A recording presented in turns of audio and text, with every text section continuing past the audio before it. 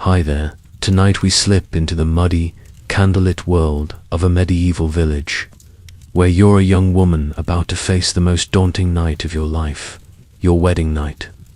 Picture yourself standing in a cramped, thatch-roofed cottage, the air thick with the scent of damp wool and smoky tallow candles. Outside, the village hums with chatter, and you can't shake the feeling that everyone's talking about you.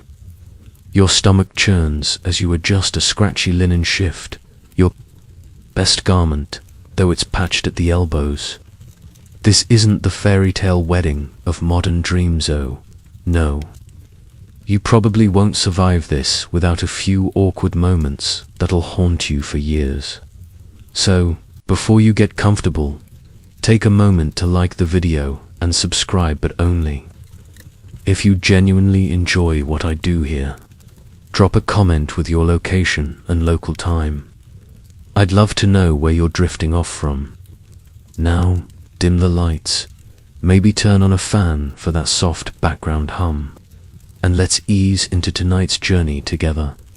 You're standing in the heart of your village, a cluster of wattle and daub houses huddled around a rutted dirt path. It's late spring, and the air carries the faint sweetness of blooming hawthorn, though it's undercut by the ever-present stench of the nearby midden heap. Your wedding is tomorrow, and the village is already buzzing like a hive of slightly drunk bees. You catch snippets of conversation as you haul a bucket of water from the well. "She's marrying the miller's son. Lucky girl," one woman mutters, while another snorts, "Lucky.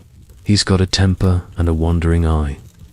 You try to ignore them, but their words cling like damp straw to your skirts. This is no private affair. Your wedding night is the village's entertainment, and you're the unwitting star in medieval Europe. Marriage was less about love and more about survival, alliances, land, and labor. Historians note that by the 13th century, the Catholic Church had tightened its grip on matrimony, declaring it a sacrament, which meant your wedding wasn't just a party but a sacred contract. You're not marrying for a sparkly ring or a Pinterest board. You're tying your family's fortunes to another's, and everyone's watching to see if you'll fumble the knot. A quirky tidbit: some villagers believed a bride who tripped on her way to the church was cursed with bad luck, so you're hyper-aware of every pebble underfoot. Historians still argue whether this superstition was widespread or just a regional quirk. But you're not taking chances. You pause by the well, the wooden bucket heavy in your hands, and glance at your reflection in the water. Your face is flushed from the day's chores, milking the cow, kneading dough, and dodging your mother's endless advice about wifely duties. The village is small, maybe 200 souls, and privacy is a fantasy. You share your cottage with your parents, 2 younger siblings, and a particularly grumpy goat who chews your straw mattress. The idea of your wedding night being intimate feels like a cruel jest. You overhear a gaggle of older women cackling about the bedding ceremonies. That's a thing, and it's as intrusive as it sounds. They'll escort you to the marriage bed, and you're already dreading their lewd jokes. Let's be real. You're exhausted. You've been up since dawn, and the sun's barely dipped below the horizon. Your hands are rough from spinning wool, and your back aches from hauling firewood.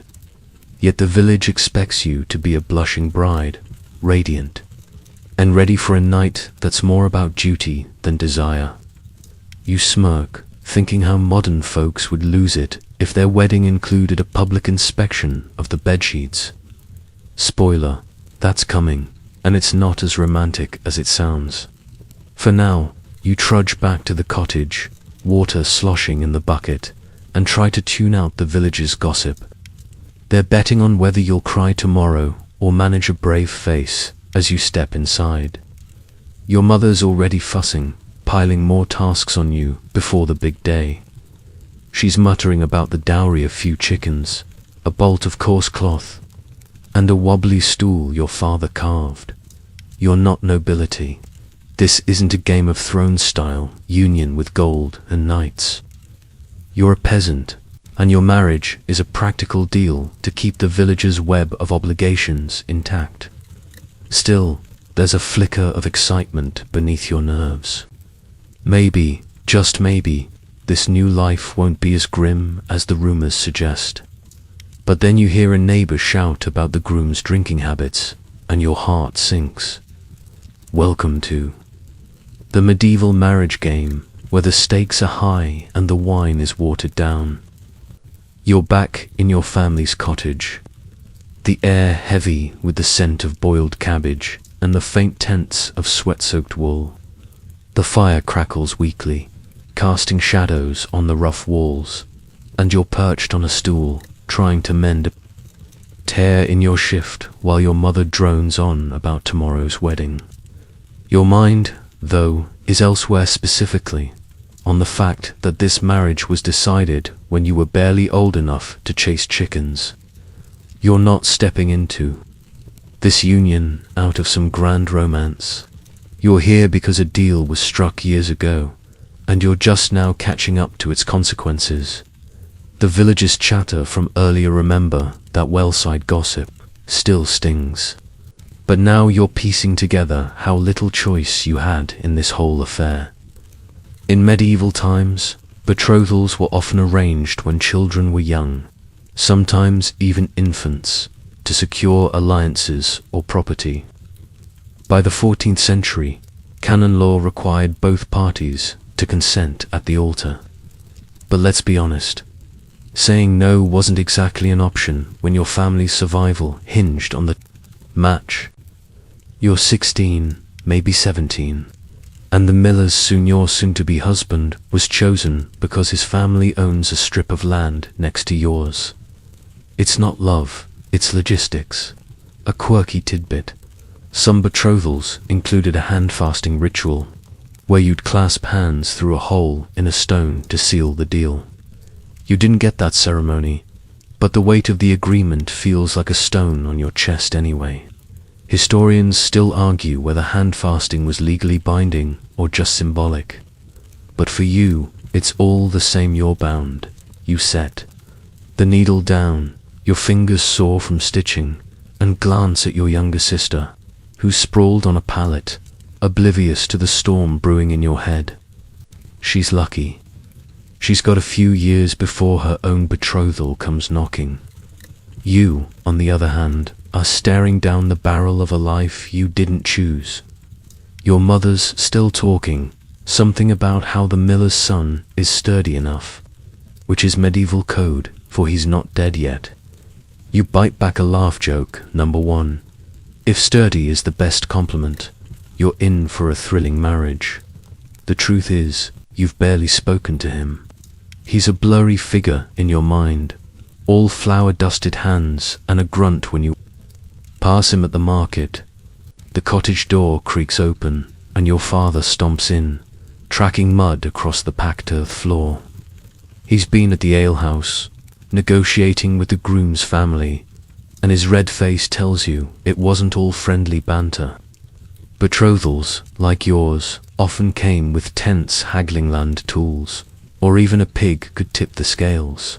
You're not just marrying a man.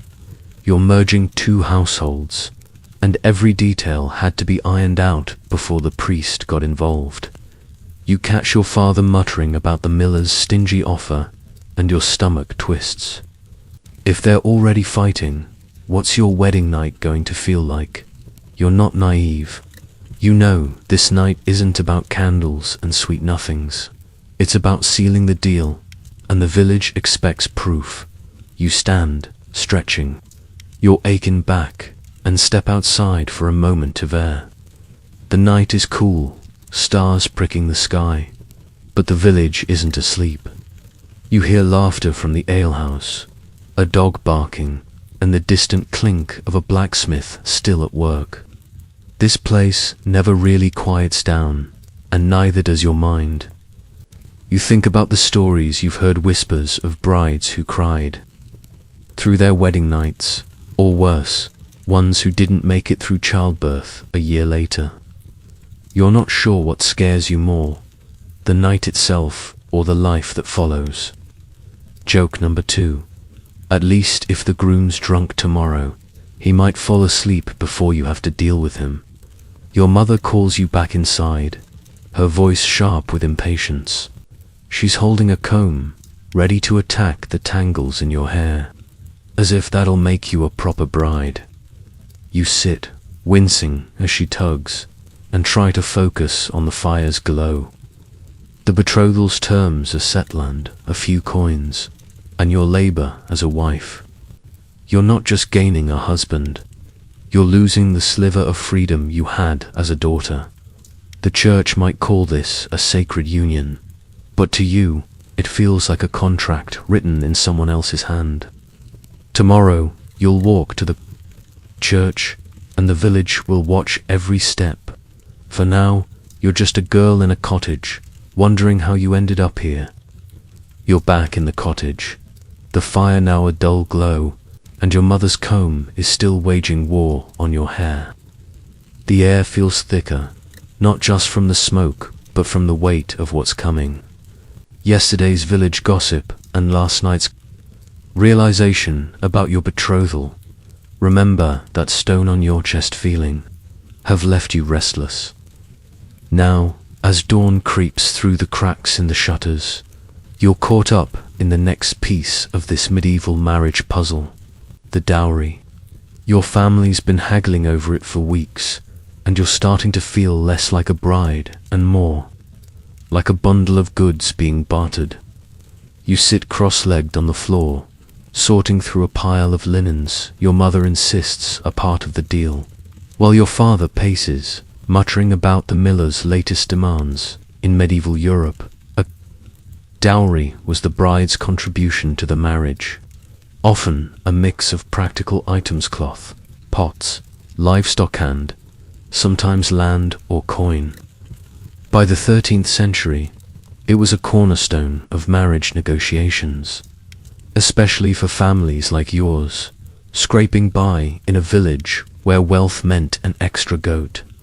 Your dowry isn't glamorous: a few chickens, a patched blanket, and that wobbly stool your father keeps boasting about.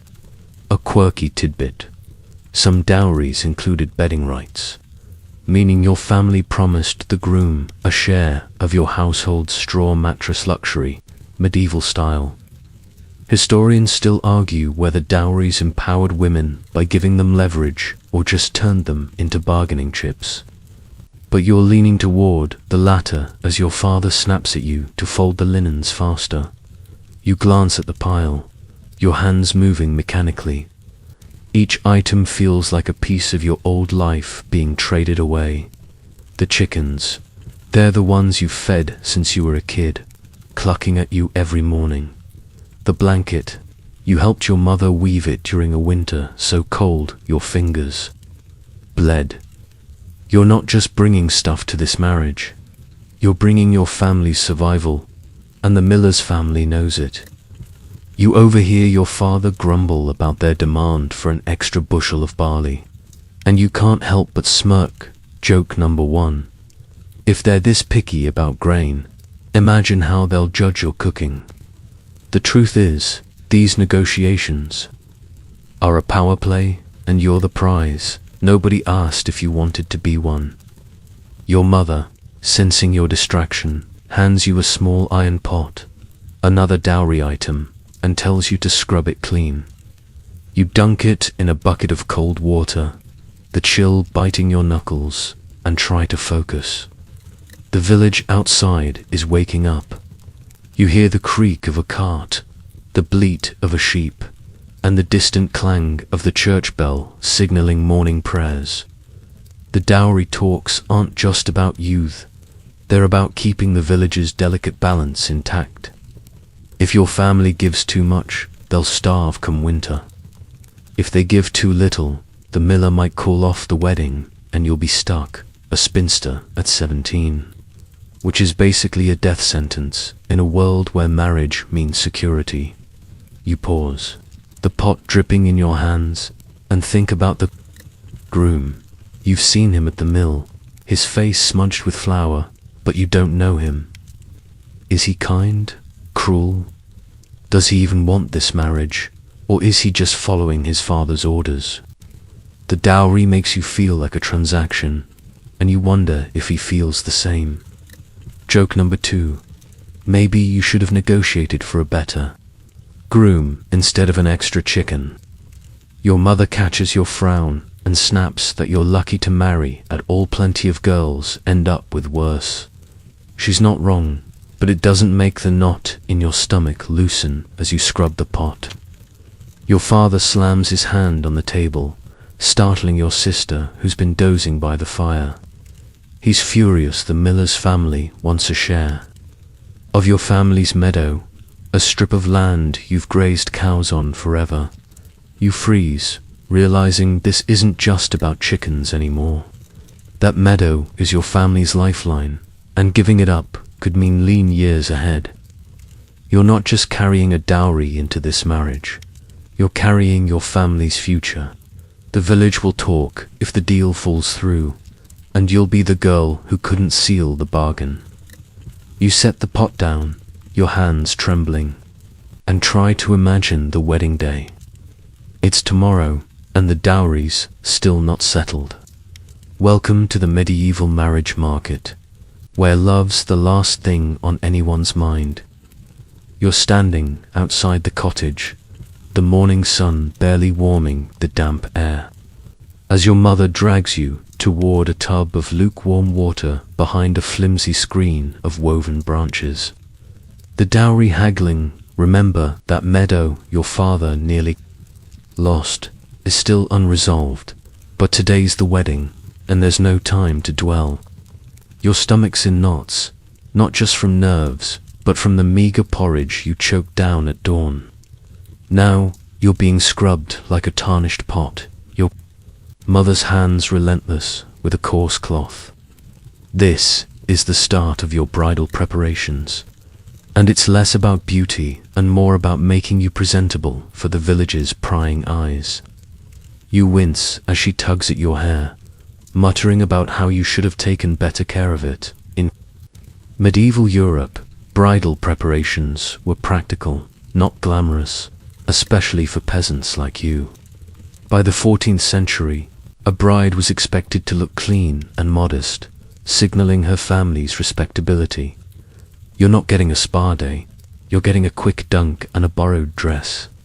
A quirky tidbit: some villagers believed washing a bride's feet brought fertility, so your mother's splashing water on your toes with a zeal that's frankly alarming. Historians still argue whether this foot washing was a widespread custom or just a quirky local tradition, but you're too cold to carry. You just want this over with. The water's gritty, probably from the same well you hold buckets from yesterday, and you're shivering in your thin shift.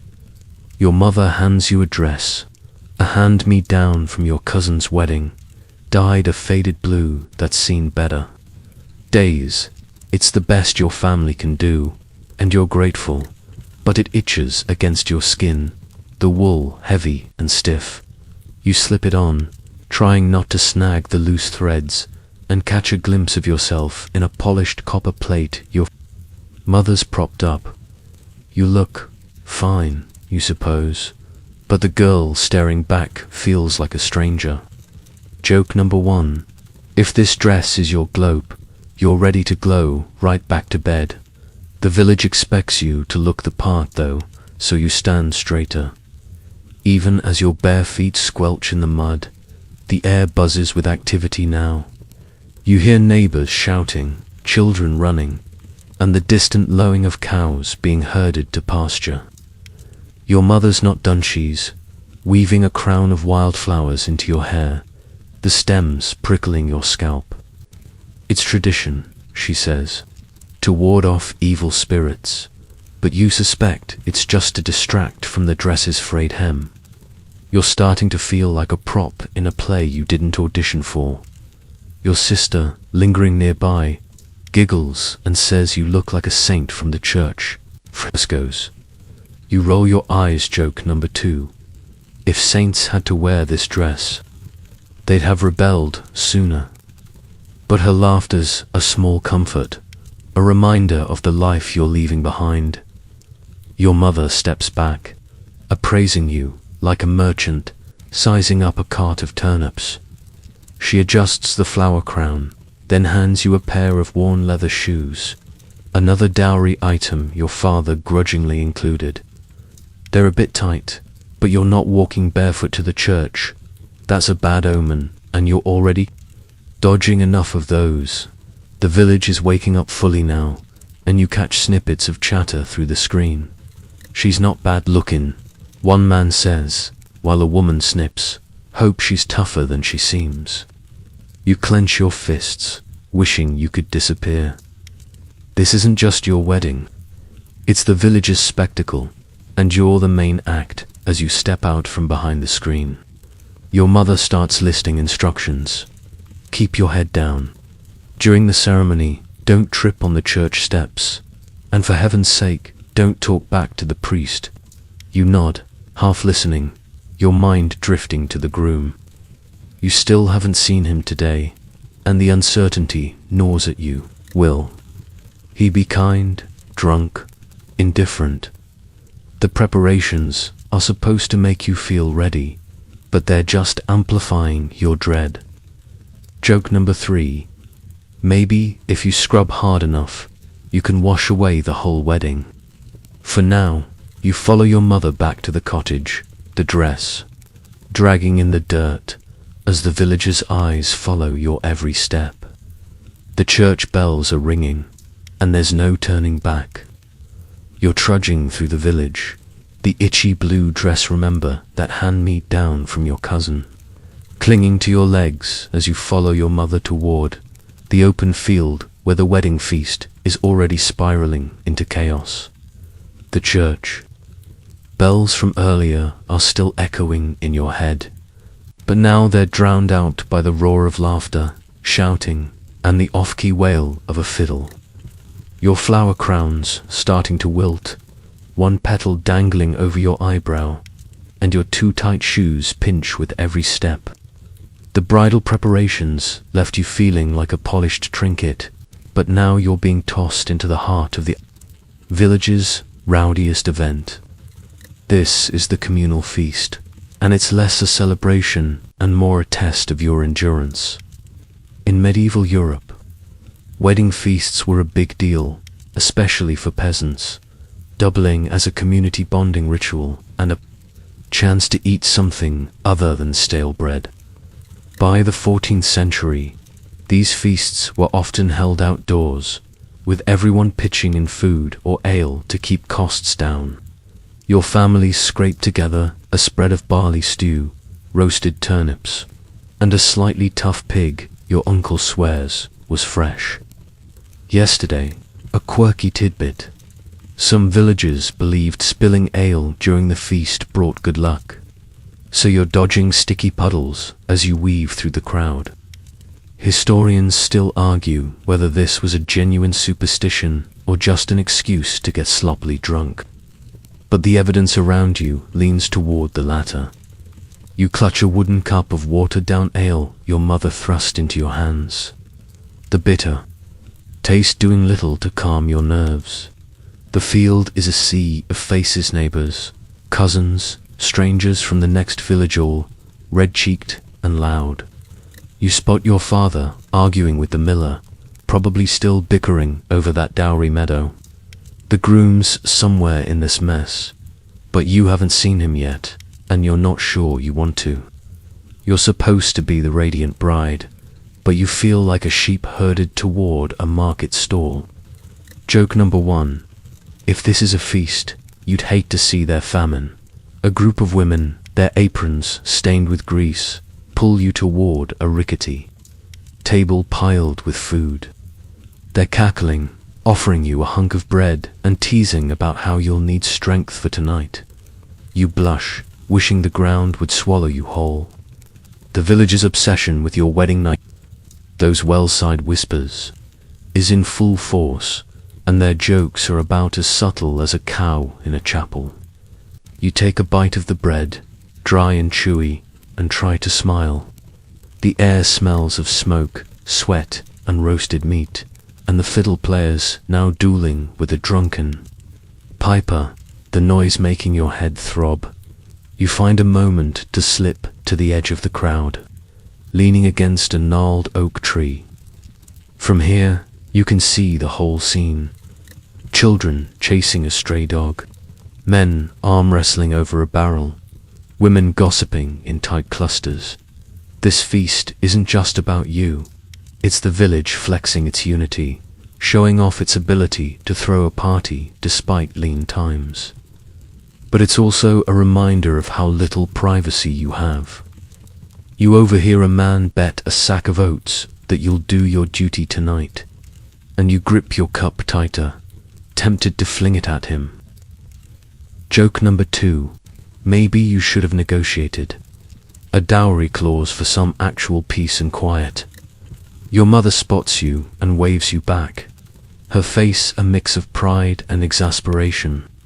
She's in her element, bustling between tables, making sure the stew doesn't run out. You're expected to mingle, to play the blushing bride, but every step feels like wading through mud. You pass a group of young men, one of whom winks and says you're lucky to get the miller's boy. You force a smile, but inside you're screaming. The groom's still a mystery, and the feast's chaos isn't helping. You finally spot him across the field, surrounded by his brothers, laughing with a tankard in hand. He looks fine, you guess, but your heart doesn't leap, it sinks, as you're pulled back into the crowd. Someone shoves a slice of pork into your hands, and you eat it mechanically, the fat slick on your fingers. The feast is a blur of noise and faces, and you're counting the hours until you can escape. But escape to what? The church ceremonies next, and after that, the bedding ritual you've been dreading. Joke number 3. If the feast is this wild, the wedding night might just be a riot.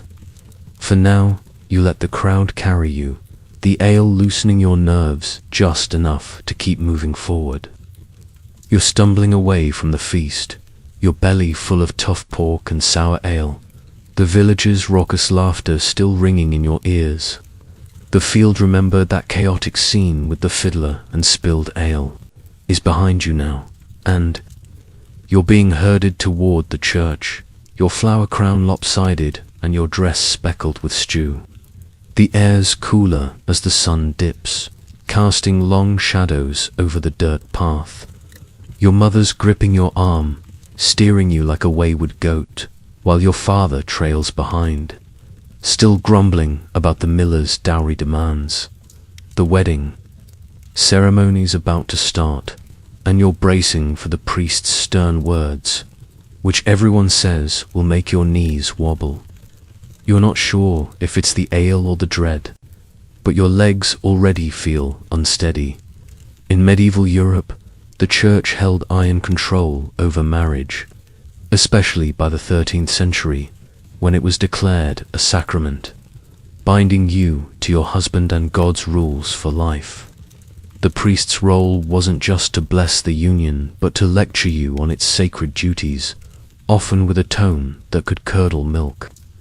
You're expected to stand before the altar, head bowed, and promise obedience, chastity, and a lifetime of popping out airs. A quirky tidbit: some priests sprinkled holy water on the bride's head to cleanse her of sinful thoughts.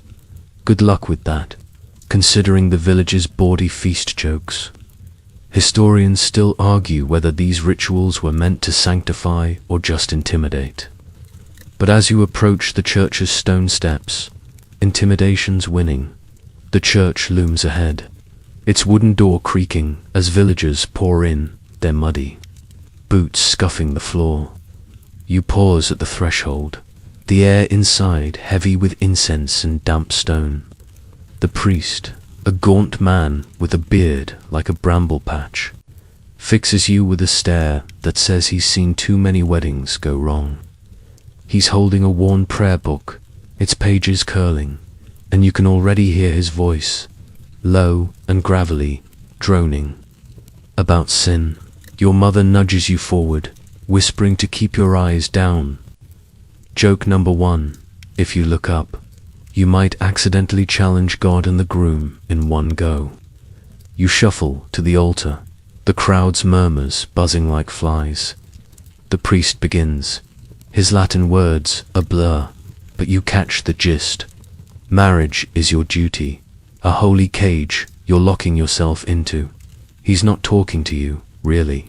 He's addressing the groom who's standing a few feet away, smelling faintly of flour and ale.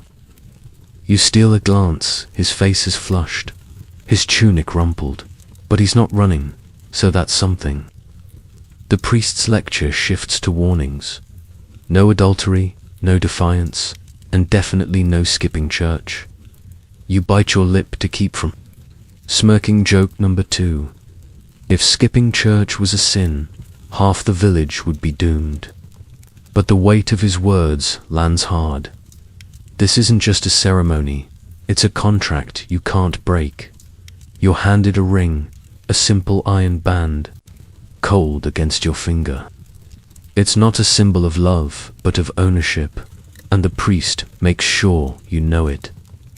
He's now preaching about Eve's fall, how women must submit to avoid her fate. You're tempted to roll your eyes, but the crowd's watching, and your mother's glare could pierce armor. The church's rules are clear. Your body, your labor, your future, they belong to your husband now. You think back to the feast, how the villagers' eyes followed you, and realize this ceremony's just another stage for their scrutiny. The priest's voice rises, and you flinch as he sprinkles that holy water cold, of course on your head. Ass. The ceremony drags on, your feet ache in those tight shoes, and the incense is making you dizzy. The groom mutters his vows, barely audible, and you echo yours, your voice a whisper. The priest's final warning is about the wedding night. It's your duty to fulfill the marriage debt, a phrase that makes your stomach lurch. Joke number 3. If this is a debt, you'd rather owe the miller a sack of grain. The crowd cheers as the priest declares you wed, but you feel more trapped than triumphant. You step outside, the evening air a relief, but the next ordeal's already looming, the bedding ceremony. For now, you cling to the ring on your finger, wondering what you've just promised. You're stepping out of the church, the priest's heavy words, remember that marriage debt warning, still ringing in your ears like a deer bell. The evening air is crisp, cutting through the fog of incense and sweat from the ceremony. But there's no time to catch your breath.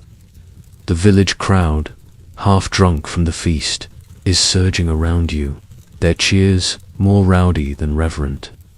Your new husband, still a flower-dusted stranger, walks beside you, his shoulder brushing yours awkwardly. Your mother's fussing with your wilted flower crown, but her eyes are darting toward the path leading to the miller's house. That's where the bedding ceremony awaits, and the thought makes your skin prickle. You're not just a bride now.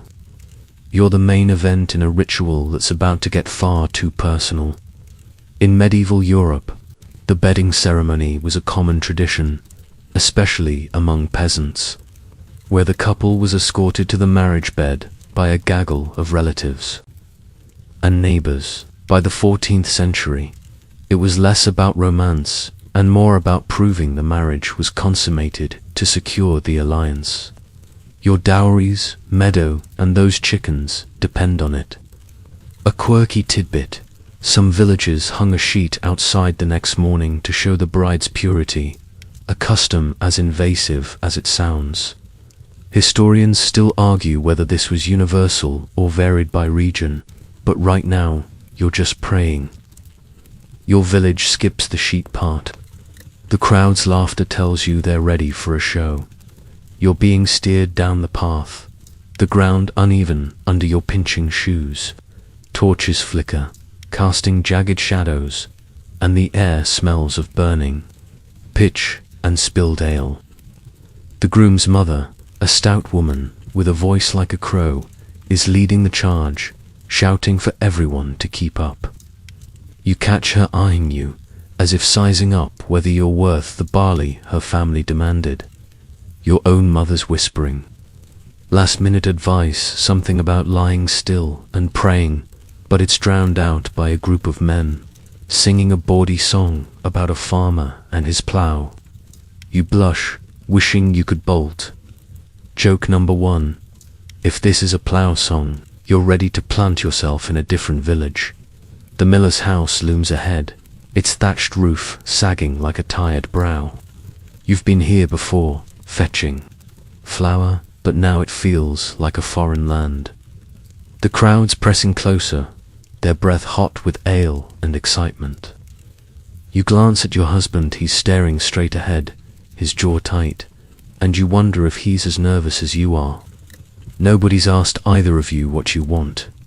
This ceremony's for the village, not you.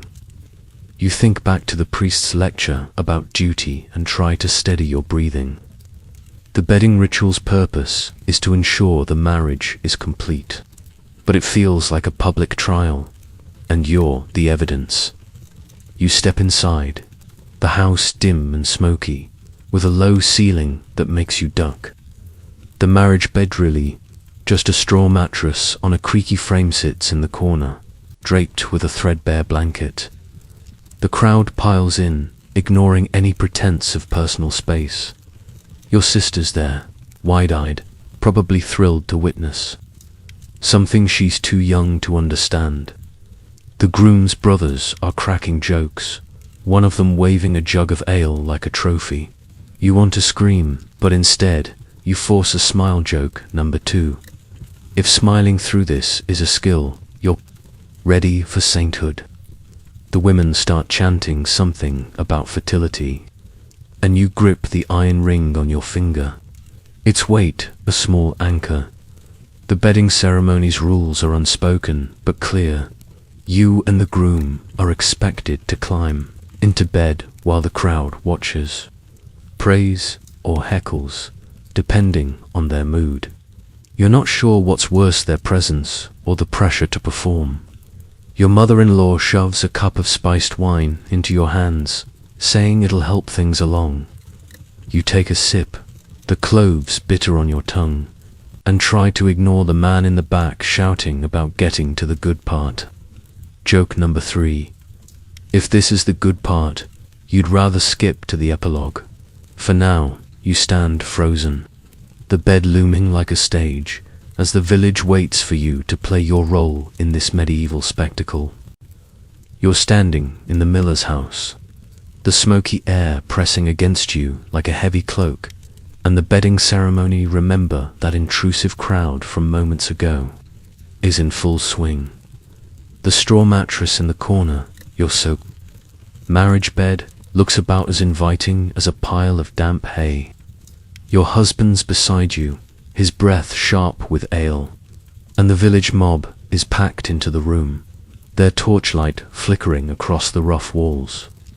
Your flower crown's long gone, probably trampled at the feast, and your dress feels like a sack of regrets. You're clutching that spiced wine your mother-in-law gave you, its warmth doing little to thaw the chill in your bones. This is the bedchamber, and it's anything but romantic, more like a stage for the village's nosiest performance yet. In medieval Europe, the bedchamber, during a wedding, was less a private sanctuary and more a public checkpoint, especially for peasants, securing alliances like your dowries, meadow, and chickens. By the 14th century, the bedding ceremony often involved the couple being ushered to bed to prove the marriage's validity, with witnesses ensuring no funny business like an annulment could undo the deal.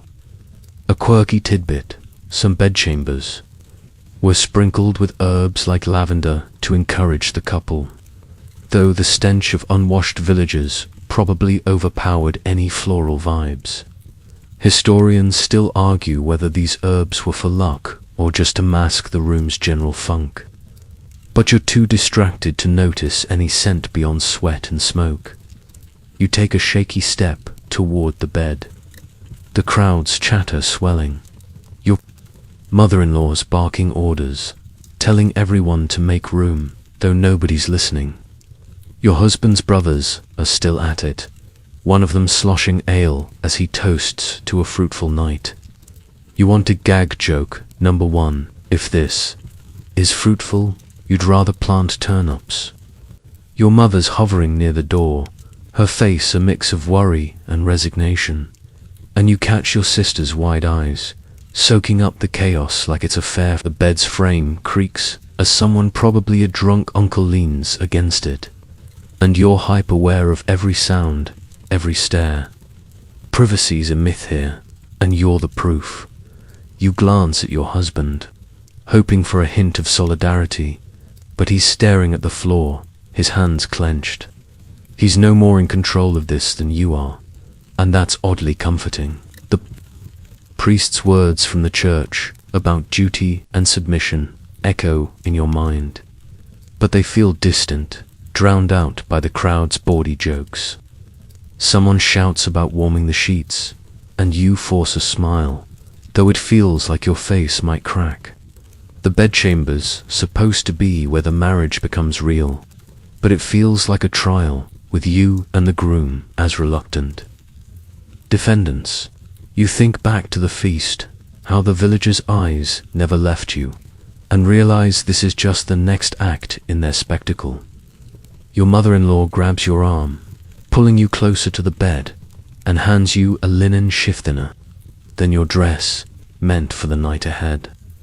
You clutch it, dreading the moment you'll have to change in front of this mob. The crowd's chanting now, a mix of prayers and lewd suggestions, and you're torn between laughing and screaming. Joke number two. If this is a prayer, God's probably covering his ears. The bed straw crunches as your husband sits, the mattress sagging under his weight, and the crowd cheers like he's slain a dragon. You're expected to follow, but your feet feel rooted to the floor, the spiced wine sloshing in your trembling hand. The room's getting warmer, the torches and bodies making it stifling. You catch a whiff of something herbal, maybe those lavender sprinkles, but it's faint, buried under the reek of ale and wool. Your mother-in-law's voice cuts through, urging you to get on with it, and you realize there's no escape. The bedchamber's not a haven. It's a checkpoint, and the village won't leave until they're satisfied. You think about the dowry, the church vows, all the steps that led here, and wonder if you'll ever feel like more than a pawn. Joke number three. If this is the honeymoon, you're ready for a very long nap. For now, you take a deep breath, step toward the bed, and brace for whatever comes next in this medieval circus. You're in the miller's cramped bedchamber, the straw mattress, remember that sagging, herb-sprinkled thing, creaking under your husband's weight as he sits, looking as uncomfortable as you feel. The crowd's packed in tighter than a sack of grain, their torchlight dancing on the walls, and the air's thick with ale fumes, sweat, and the faint whiff of lavender that's fighting a losing battle. You're still clutching the thin linen shift. Your mother-in-law thrust at you, your knuckles white round the spiced wine cup. The bedding ceremony's reached its peak, and you're the center of attention, with every villager from your giggling sister to the ale-soaked uncles watching like hawks. Your dress feels like a prison, and the idea of climbing into that bed with this mob staring makes your stomach lurch. In medieval Europe, the bedding ceremony was the villagers' way of ensuring the marriage was sealed, often with witnesses lingering to confirm the couple's duty was done. By the 14th century, this was less about romance and more about legal proof of your dowry. That meadow, those chickens, all hinge on this moment. A quirky tidbit, Some communities had a bedding song, a rowdy chant to inspire the couple. And you're cringing as the crowd starts a slurred version about plowing fields and sowing seeds.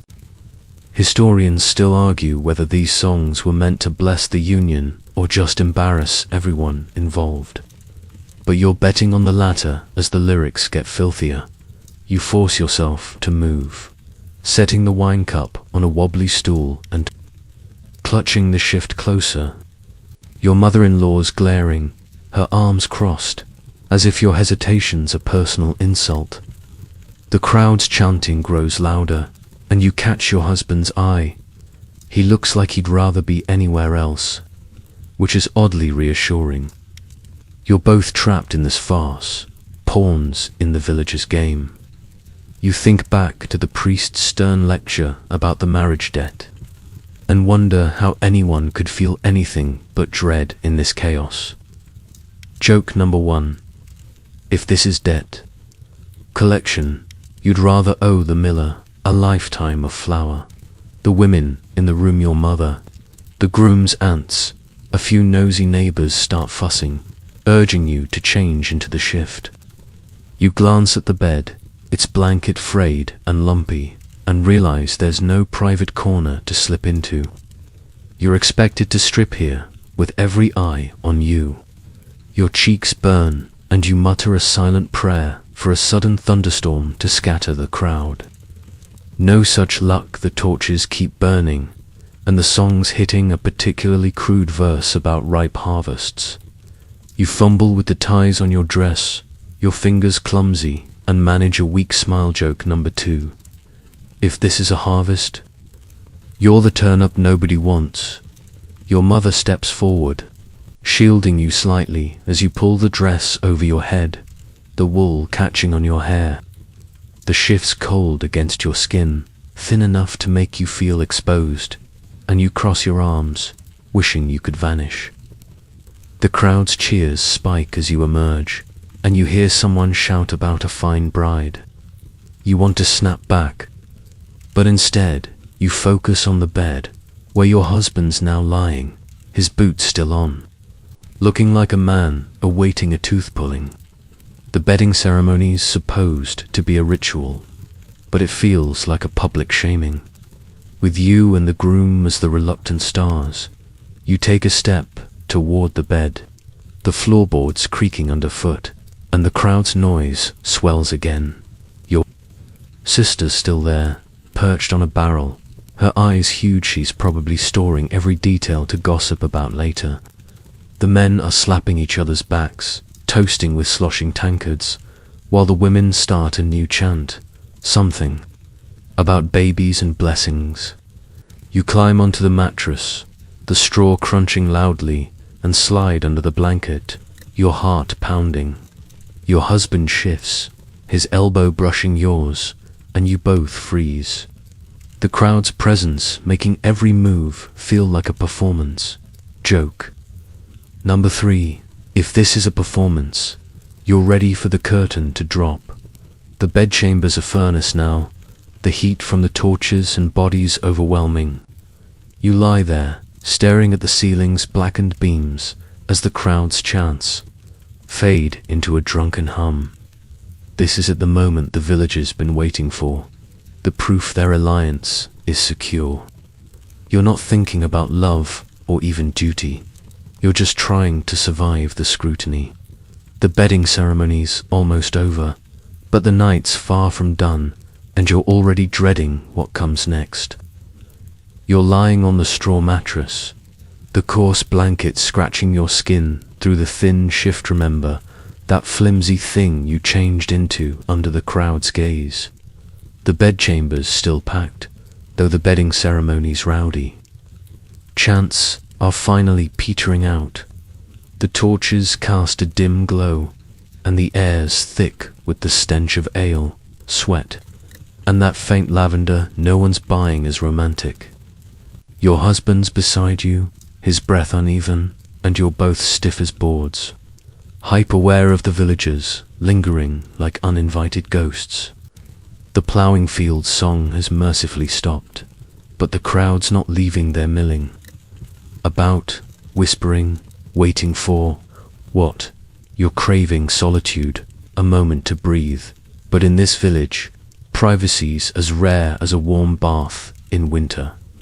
In medieval Europe, privacy was a luxury, especially during weddings, where the community's stake in the marriage or dowry's meadow, those chickens meant everyone felt entitled to stick around.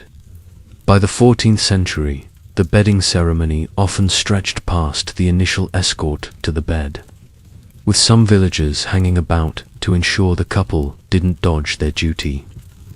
A quirky tidbit: in some regions, newlyweds were given a bridal ale to drink in bed, supposedly to ease nerves, but you're eyeing the empty wine cup on the stool and wishing for a refill. Historians still argue whether this ale was a kind gesture or just another way to keep the couple under scrutiny. But you're leaning toward the latter as a nosy ant peers over your blanket.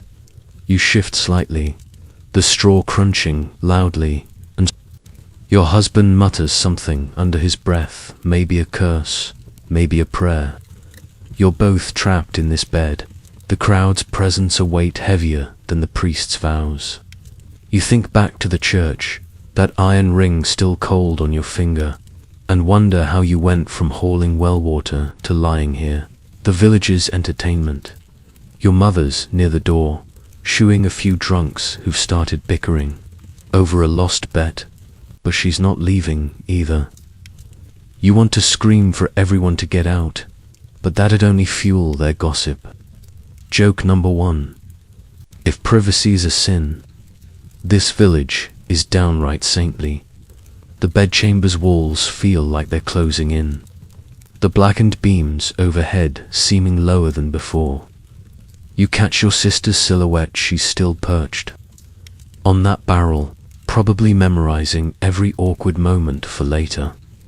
The groom's mother is bustling about, pretending to tidy but really just hovering, her eyes flicking to the bed every few seconds. You're supposed to be sealing the marriage, but the idea of intimacy with this stranger under these stairs is laughable.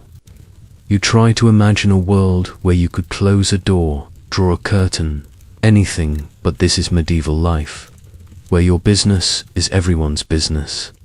You pull the blanket higher, as if it could shield you from their expectations. A man? In the corner, some cousin of the groom's starts a new toast, sloshing ale and shouting about heirs for the mill. The crowd laughs, and you feel your face burn. Your husband shifts again, his elbow grazing yours, and you both flinch like you've touched a hot iron. You're not sure what's worse, the village's obsession with your fertility, or the fact that you're expected to make it happen with them watching. Joke number 2. If heirs are the goal, they might want to clear the room first. You think about the feast, how the village's eyes never left you, and realize this bedchamber's just another stage, with no curtain to drop. Your mother finally snaps at the crowd to give the couple space, but her tone's half-hearted, and only a few stumble out, their laughter echoing down the path. The room's still too full, the air too warm, and you're counting the moments until you can at least pretend to sleep. You glance at your husband, his face half hidden in the shadows, and wonder what he's thinking. Does he hate this as much? As you do, the priest's words about duty loom large, but so does your longing for a moment alone. Joke number 3. If solitude's a treasure, you're the poorest bride in the village. For now, you lie still, the straw poking through the mattress, and wait for the crowd to thin, knowing the night's real challenges are still ahead. You're still in the miller's bedchamber, the straw mattress, remember, that prickly, creaky thing, digging into your back through the thin shift. The crowd's finally thinning, thank heavens, with your mother-in-law's half-hearted shooing sending a few drunks stumbling out into the night. The torches are burning low, casting long shadows across the room. But the air is still heavy with ale fumes and the lingering stares of those who refuse to leave. Your husband's beside you, silent and stiff, his flour-dusted hands folded awkwardly on the blanket. The bedding ceremony's chaos is fading. But now you're face to face with him, your stranger groom, for the first time, without a mob chanting about plows or heirs. You're alone, sort of, and the sudden quiet makes your heart race faster than the crowd's bawdy songs did. In medieval Europe, marriages were often arranged, and meeting your spouse for the first time on the wedding day wasn't uncommon, especially for peasants like you tying together families over land and livestock. By the 14th century, the church required mutual consent for marriage, but consent was a loose term when your family's survival, like that dowry meadow, depended on the match. A quirky tidbit: some brides were given a groom's token, like a coin or a knife, as a symbol of the union, but you're still clutching that iron ring, and it's all you've got. Historians still argue whether these tokens were gestures of affection or just another contractual seal. But as you glance at your husband's blank face, affection feels like a distant dream. You shift slightly, the straw crunching, and steal a look at him. He's not bad looking, you suppose, broad shoulders, a jaw that's more stubborn than handsome, and eyes that won't meet yours. He's the miller's son, someone you've seen in passing, always dusted with flour like a ghost of the mill. But now, in this dim light, he's a mystery, and you're supposed to share a life with him. You think back to the feast, how you spotted him laughing with his brothers, and wonder if that easy smile will ever turn your way.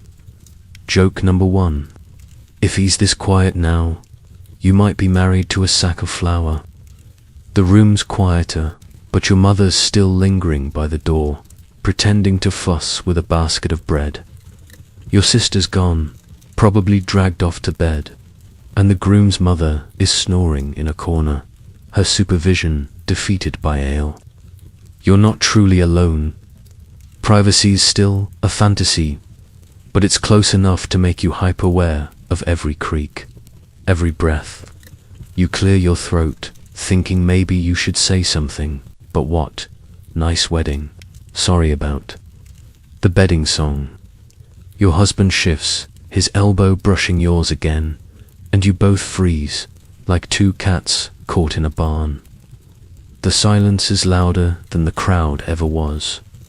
You try to piece together what you know about him. He's maybe 20, works the mill, drinks too much at Festival's Village. Gossip's been clear on that. But is he kind? Cruel? Does he even want you? Or is he just following his father's orders, like you're following yours? The priest's lecture about marriage debt floats back, and you push it away, not ready to think about that. You're still reeling from the Datha feast, the church, the bedchamber circus. Joke number 2. If marriage is a debt, you'd rather negotiate with a moneylender than this stranger. You glance at him again, hoping for a clue, but he's staring at the ceiling, his jaw tight. The bedchamber's cold now, the torch is nearly spent, and you pull the blanket higher. It's rough, we've no comfort. You're supposed to be starting a life together, but you feel like strangers shipwrecked on the same shore. You think about the dowry, the church, vows, all the steps that led here, and wonder if he feels as trapped as you do. A distant dog barks, and you flinch, the sound sharp in the quiet. Your husband finally speaks, his voice low. This is a lot. You nod, surprised by the honesty, and for the first time, you feel a flicker of connection. Joke number 3. If a lot sums up marriage, you're off to a poetic start. For now, you lie there, the straw poking your back, waiting for the courage to face the night ahead. You're still lying on the straw mattress, The bedchambers chill seeping through the thin blanket. Remember that rough, threadbare thing. As the last of the bedding ceremonies, stragglers finally shuffle out. Your husband's words, that quiet this is, a lot, hang in the air. A small bridge between you, though you're both still stiff as planks. The torches are down to stubs, casting a faint glow, and the room's quiet enough that you hear the distant hoot of an owl outside. Your mother's gone, the groom's mother's snoring has faded, and for the first time, it's just you and this flower-dusted stranger you're now bound to. But the weight of the Datha feast, the priest, the crowd's stares, has you questioning your role in this marriage. You're not just a bride, you're a cog in a machine, and you're wondering how much say you really have.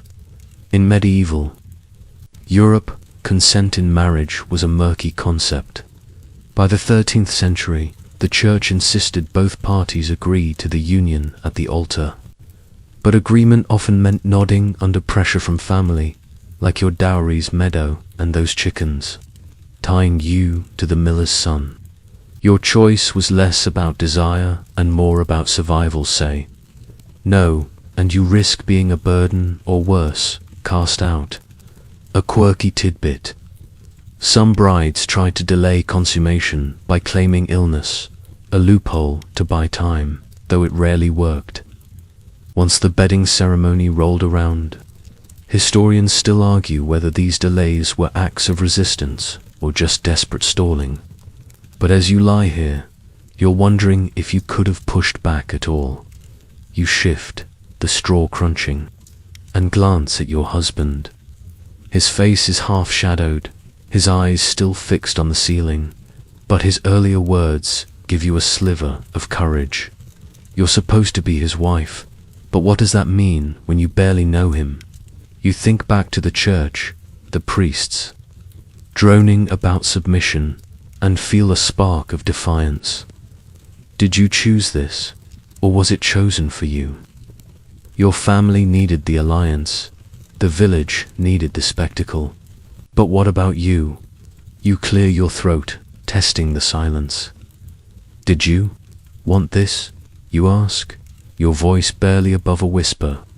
He tenses, and for a moment, you regret speaking. Joke number 1.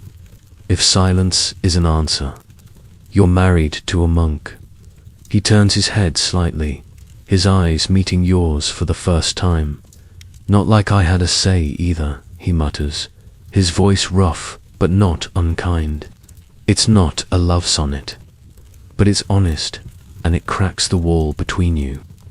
You realize he's as much a pawn as you are, caught in the same web of family and village expectations.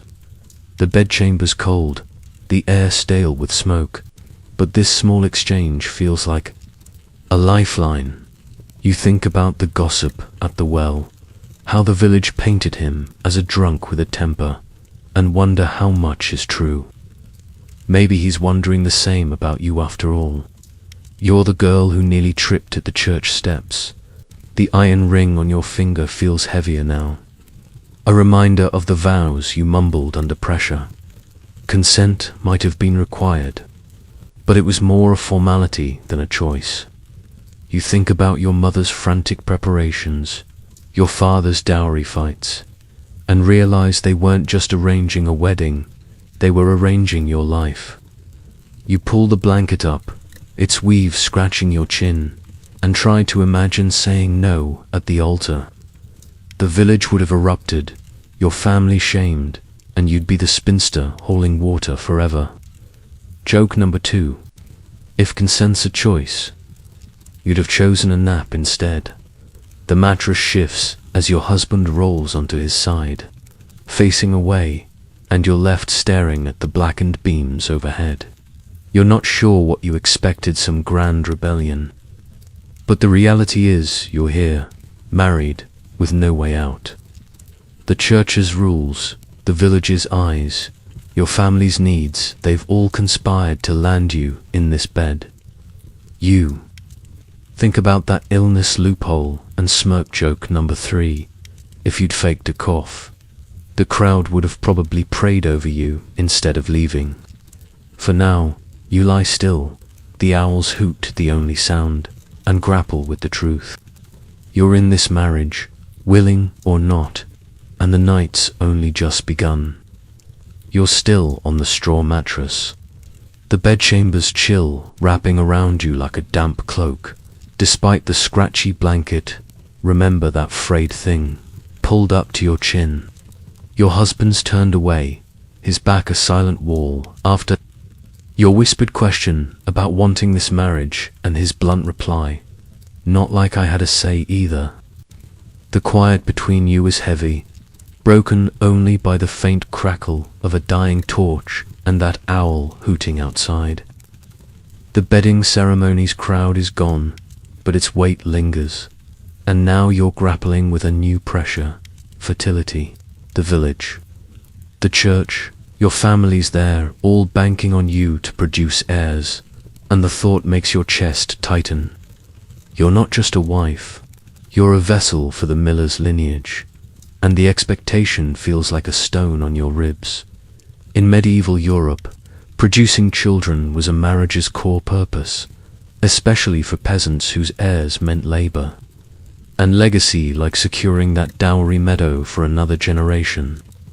By the 14th century, the church hammered this home, framing fertility as a sacred duty, with childlessness often blamed on the wife's sin or weakness.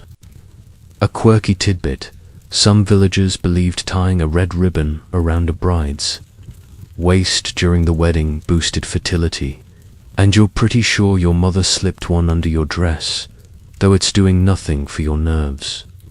Historians still argue whether these rituals were heartfelt or just desperate grasps at control in a world where childbirth was a gamble. But lying here, you feel the pressure like a physical force. You shift, the straw poking your side, and stare at the ceiling's blackened beams. Your husband's breathing is steady, but you're wide awake, your mind racing. The priest's lecture about marriage debt wasn't just about intimacy, it was about babies, and lots of them. You've heard the village gossip. Women who don't conceive are whispered about, pitied, or worse, shunned. You think back to the feast, those women teasing about strength for tonight, and realize they weren't just joking, they were sizing up your womb. Joke number 1. If babies are the goal, you'd rather be tasked with herding the village's goats.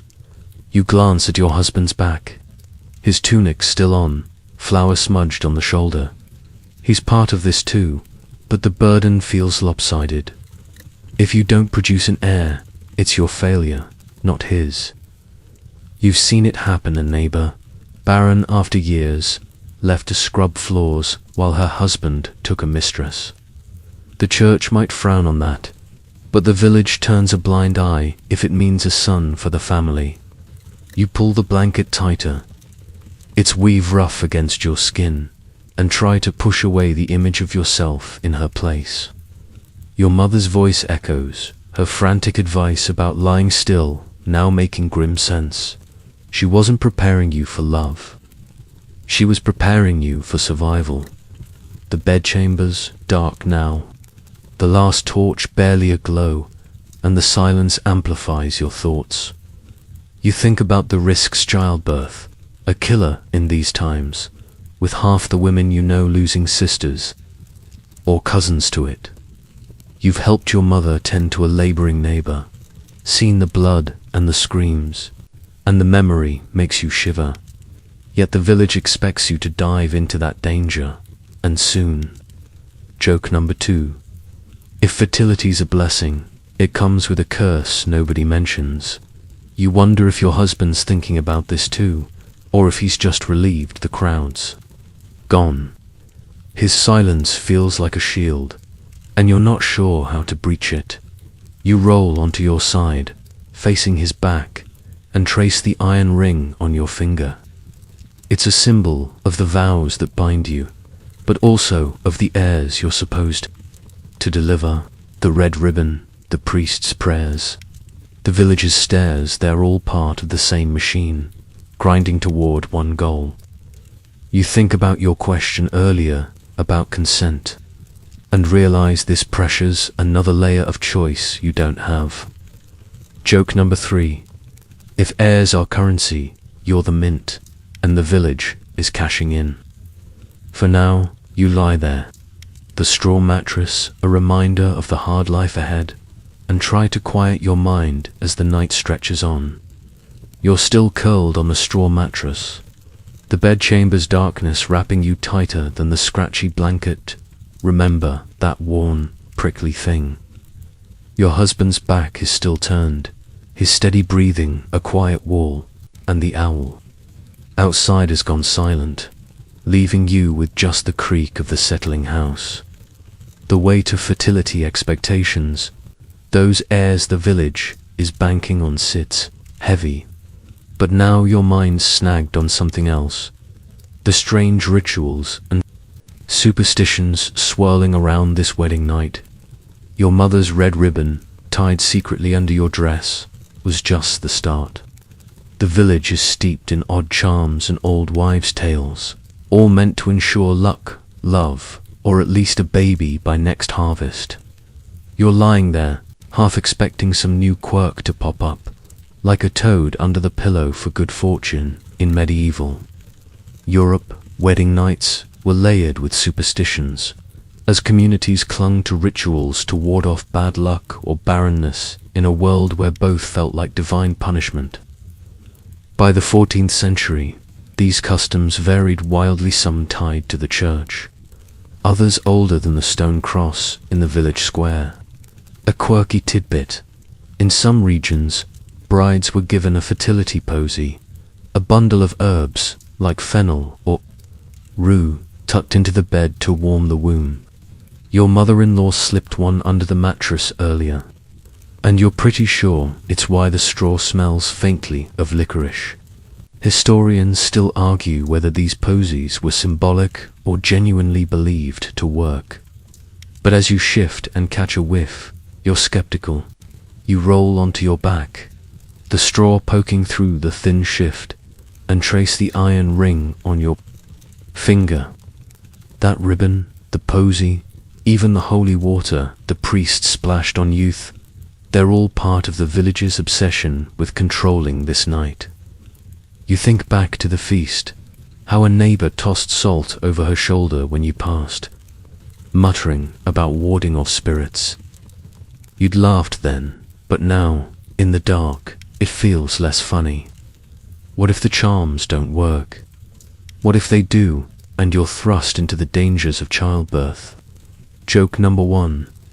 If salt keeps spirits away, you'll need a barrel for this.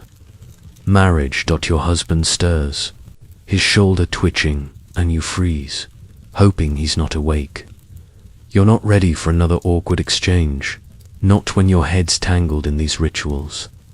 You remember your mother's whispered warning before the bedding ceremony: don't step on the bed's left side, or you'll curse the marriage. You'd scoffed, but you still climbed in on the right, just in case. The village believes in these things: crumbs of bread under the bed for prosperity, a sprig of rosemary for fidelity, and you're caught between rolling your eyes and fearing their power. The bedchamber's cold, the air stale with smoke, and you pull the blanket higher, its weave rough against your cheek. You think about the women at the feast, their teasing laced with these superstitions. One pressed a dried apple into your hand, saying it'd ensure a sweet union. You ate it, mostly to shut her up, but now you wonder if every bite was a spell you didn't sign up for. The church frowns on some of these practices, calling them pagan, but the priest didn't bat an eye when your mother-in-law lit a candle to guide the angels. Joke number 2. If angels need candles, they must have terrible eyesight. You're not sure what's worse, the church's rules or the village's charms, both piling pressure on this already fraught night. The mattress shifts as your husband, rolls onto his back, his arm brushing yours, and you hold your breath. He's asleep, thankfully, his snores soft but steady. You're alone with your thoughts again, and they're circling back to the posy under the bed. What if it's not just herbs? What if it's some old magic, tying you tighter to this life you didn't choose? You think about the dowry, the vows, the crowd stares, and now these rituals, all weaving a net around you. Joke number 3. If charms guaranteed luck, you'd trade them all for a night without expectations. For now, you lie still, the faint licorice scent lingering, and try to shake the feeling that the village's superstitions are watching you as closely as its people did. You're still on the straw mattress, the bedchamber's darkness thick around you. The scratchy blanket remember that coarse, patched thing, offering little warmth against the creeping chill. Your husband's soft snores fill the quiet, a steady rhythm that's oddly grounding after the whirlwind of superstitions swirling in your head. Those fertility posies and red ribbons still nagging at you. The faint licorice scent from the herbs under the bed lingers. But now your thoughts are shifting to the bigger force behind this marriage, the church. Its rules, stricter than any village charm, have shaped every step of this day. From the priest's lecture to the iron ring on your finger, you're lying there, staring at the unseen beams above, realizing this night isn't just about you, your husband, or even the village. It's about the church's iron grip on your soul and your vows. In medieval Europe, the Catholic Church had cemented marriage as a sacrament by the 13th century, making it a sacred, unbreakable bond under God's watchful eye. Your wedding wasn't just a deal between families, like that dowry meadow or those chickens. It was a contract with divine stakes, enforced by priests who saw themselves as gatekeepers of salvation. A quirky tidbit: some couples were required to hang a cross above the marriage bed to sanctify the act. And you're pretty sure your mother-in-law nailed one up somewhere in this room, though it's too dark to see. Historians still argue whether these symbols were for devotion or just the church's way of keeping tabs on your bedroom. But you feel their weight like an extra blanket. You shift, the straw crunching, and tug the blanket closer. It's rough with scraping your chin. The church's rules are why you're here, in this bed with a stranger you barely know. The priest's voice echoes in your mind, his warnings about marriage, debt, and producing heirs, all framed as your duty to God. You think back to the ceremony, how he sprinkled holy water on your head, his eyes boring into you like you might bolt. He wasn't wrong to suspect. You'd have run if the village wasn't watching. Joke number 1. If God's watching this marriage, he's probably as confused as you are. The bedchamber's cold, the last torch long extinguished, and you're left with the memory of the church's stone walls, its incense choking the air. The priest made it clear, your vows are eternal, and breaking them through adultery, defiance, or barrenness means risking your soul.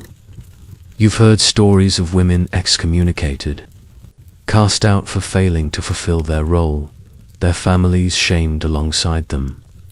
The church's power feels like a shadow in this room, bigger than the village's gossip or your family's. Expectations? You wonder if your husband feels it too, or if he's just sleeping through the divine fine print. You roll onto your side, facing his shadowed form, his snores unbroken. The church doesn't just demand heirs, it demands obedience. From you especially. The priest's lecture about Eve's sin wasn't subtle. Women are the weaker vessel, meant to submit. You clench your fist, the iron ring digging into your skin, and feel a flicker of defiance.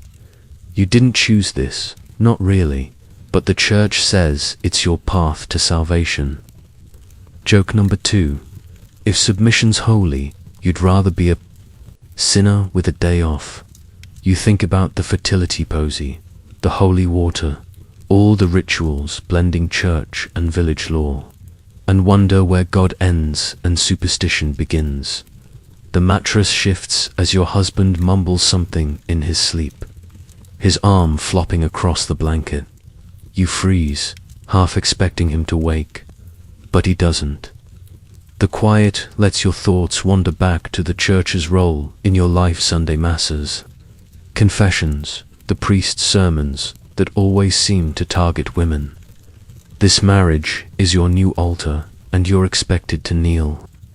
You think about the dowry, the bedding ceremony, the village's stairs, all funneled through the church's lens of duty. Joke number 3. If marriage is a sacrament, it's the kind that comes with a lifetime of penance. For now, you lie.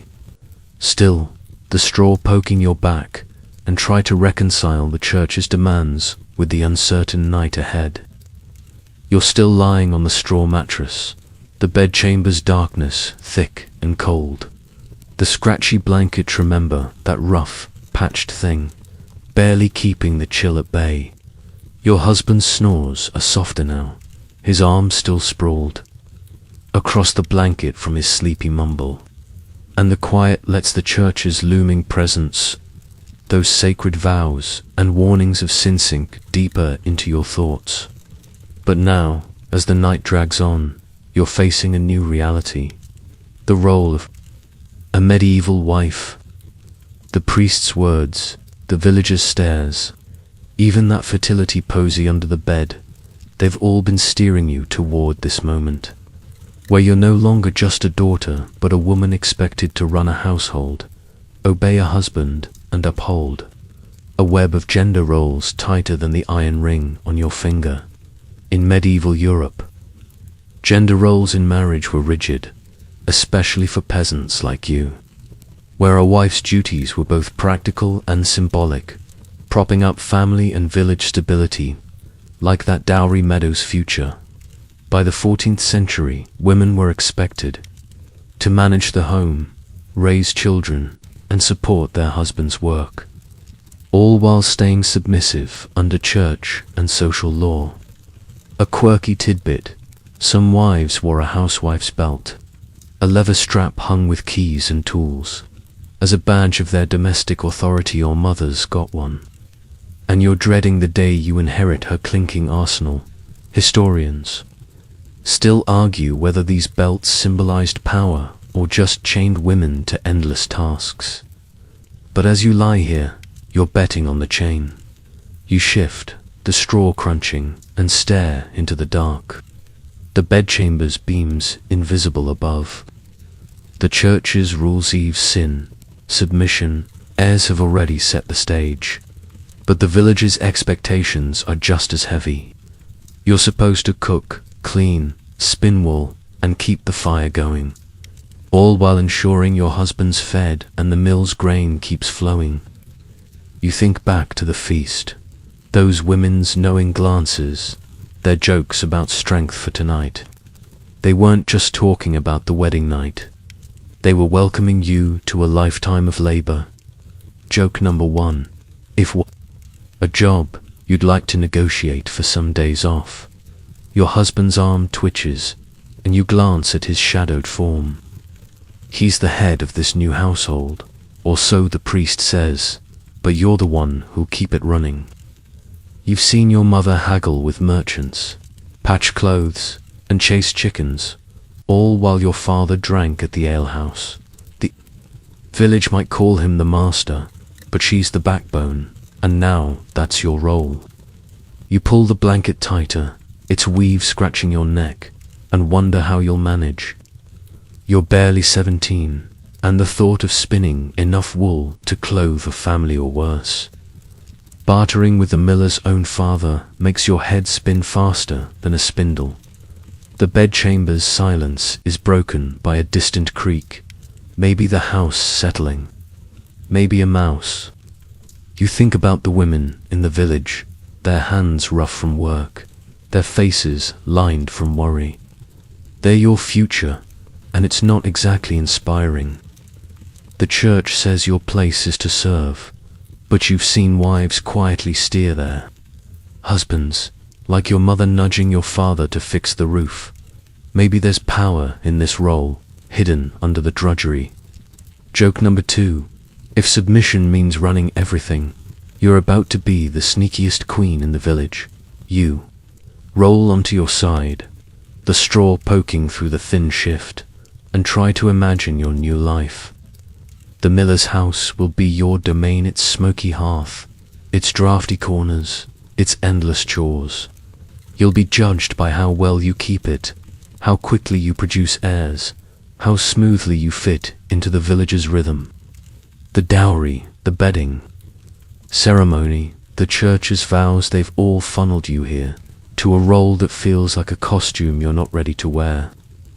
Your husband's snores falter, then resume, and you wonder if he's ready for his part either. Joke number 3. If marriage is a dance, you're both tripping over the steps.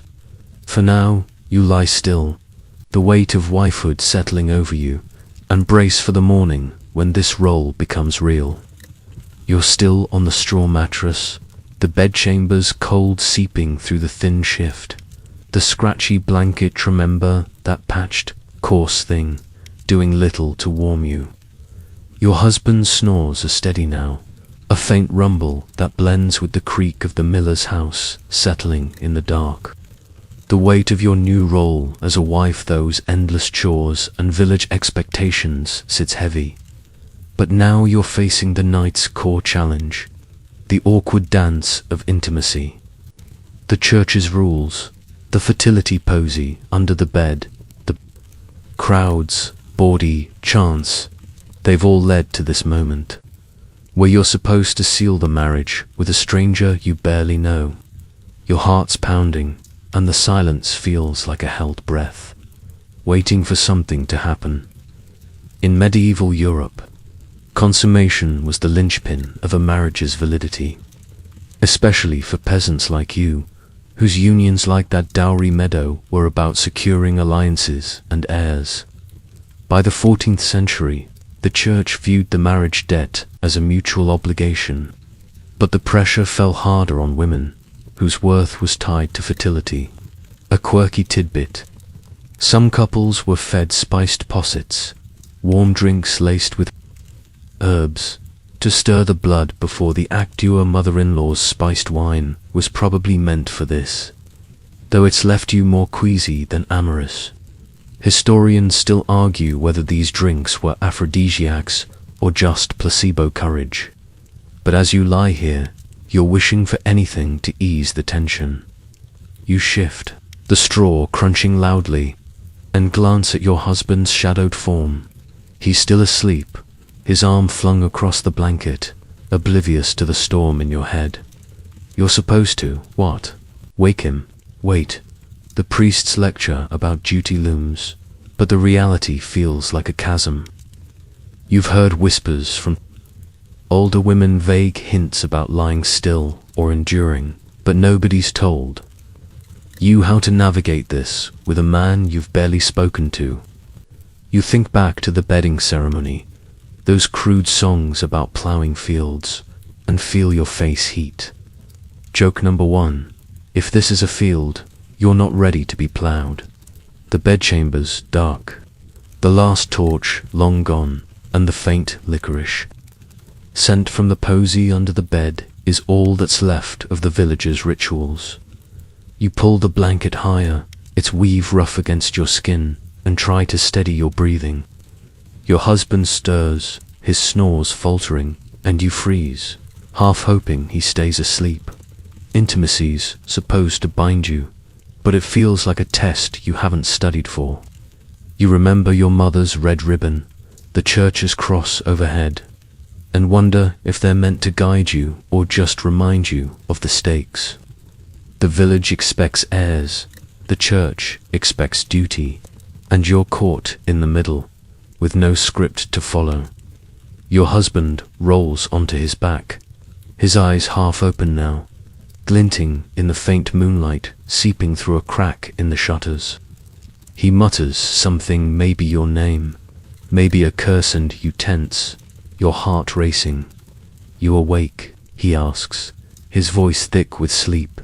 You nod, then realize he can't see, and whisper, yeah.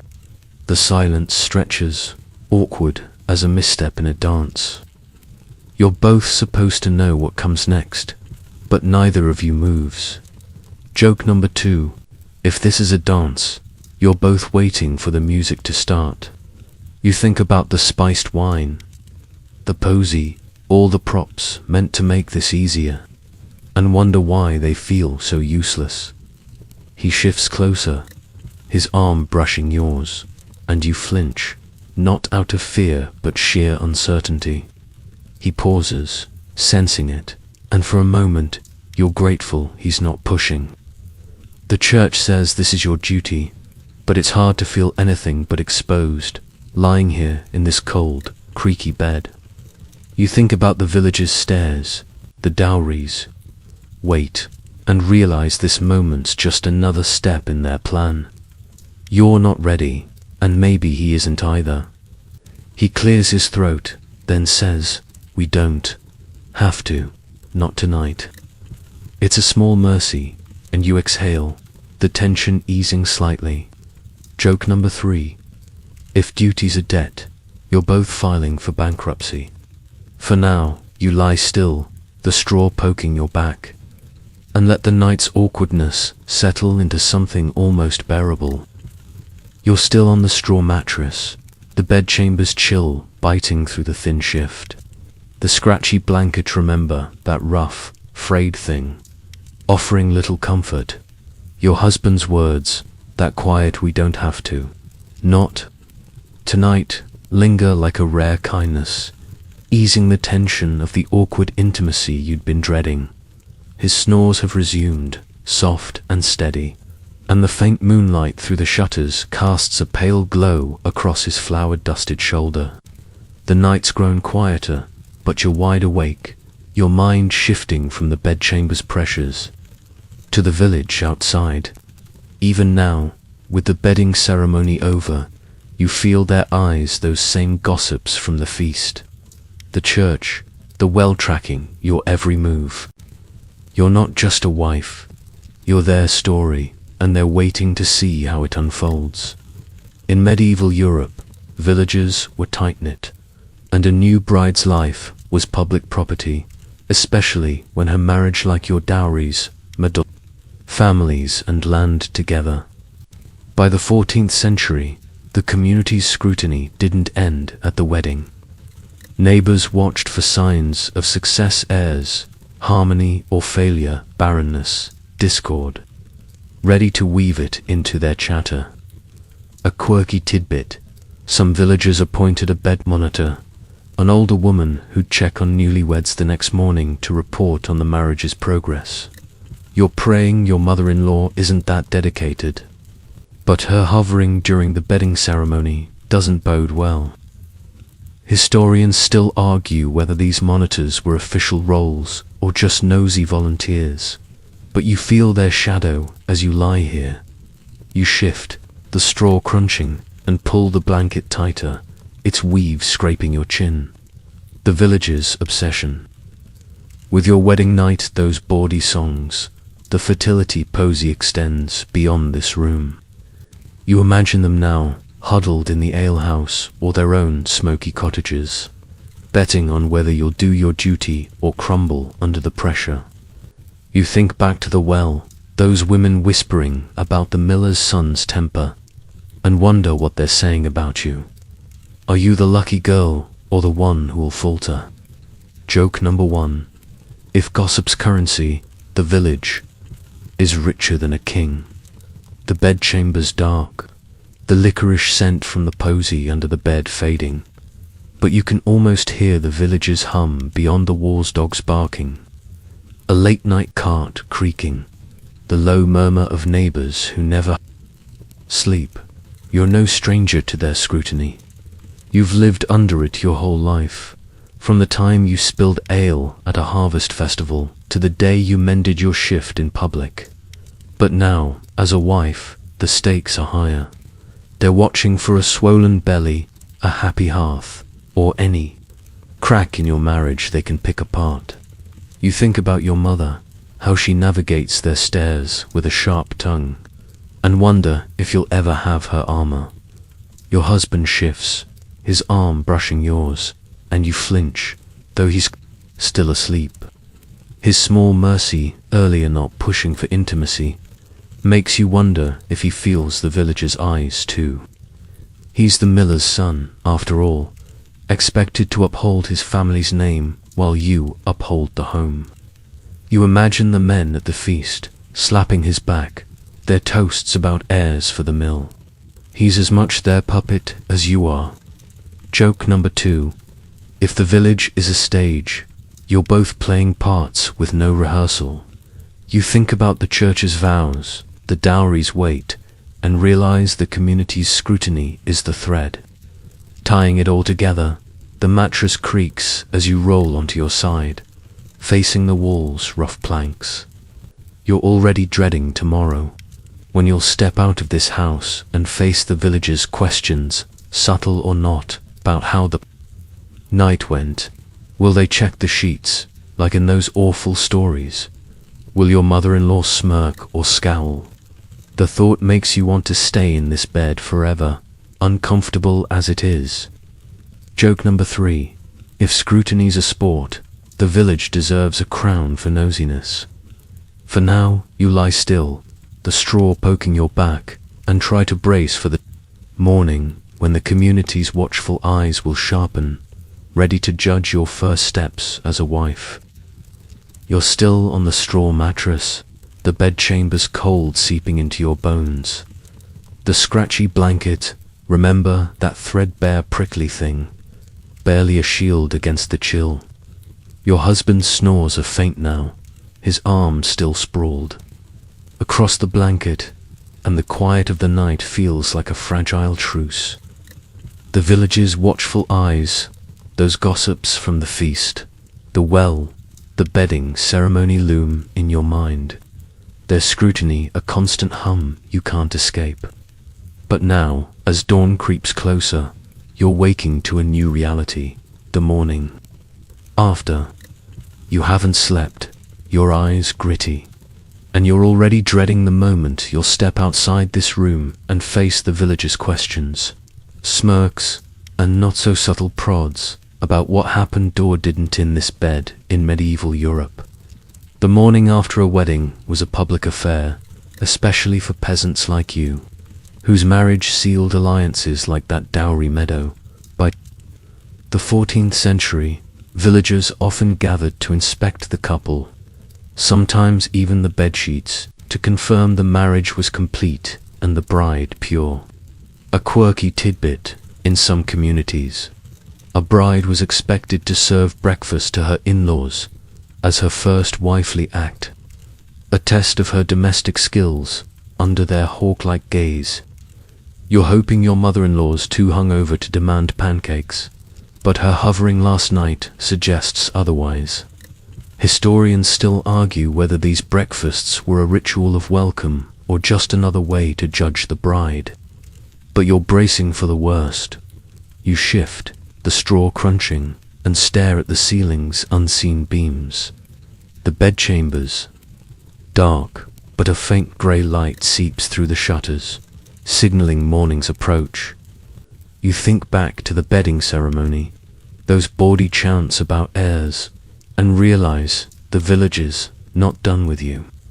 They'll be waiting outside the miller's house, at the well, in the market for any sign of success or scandal.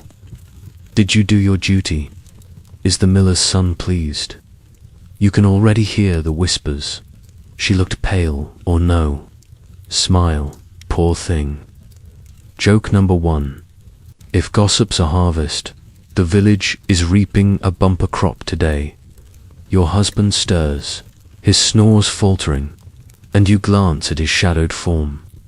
His mercy last night not pushing for intimacy was a relief. but it's also a secret you're both carrying. If the village suspects you didn't consummate the marriage, the rumors will be merciless. You've heard of brides shamed for less, their families dragged into the mud, the church's rules, the fertility posy, the dowries wait there, all tied to this moment, and the morning's your first test as a wife. You pull the blanket tighter, its weave rough against your skin, and try to imagine facing the crowd. Your mother's probably already up, ready to fend off questions, but you'll have to face them to dot the bedchambers. Silence is broken by a rooster's crow outside, sharp and unwelcome.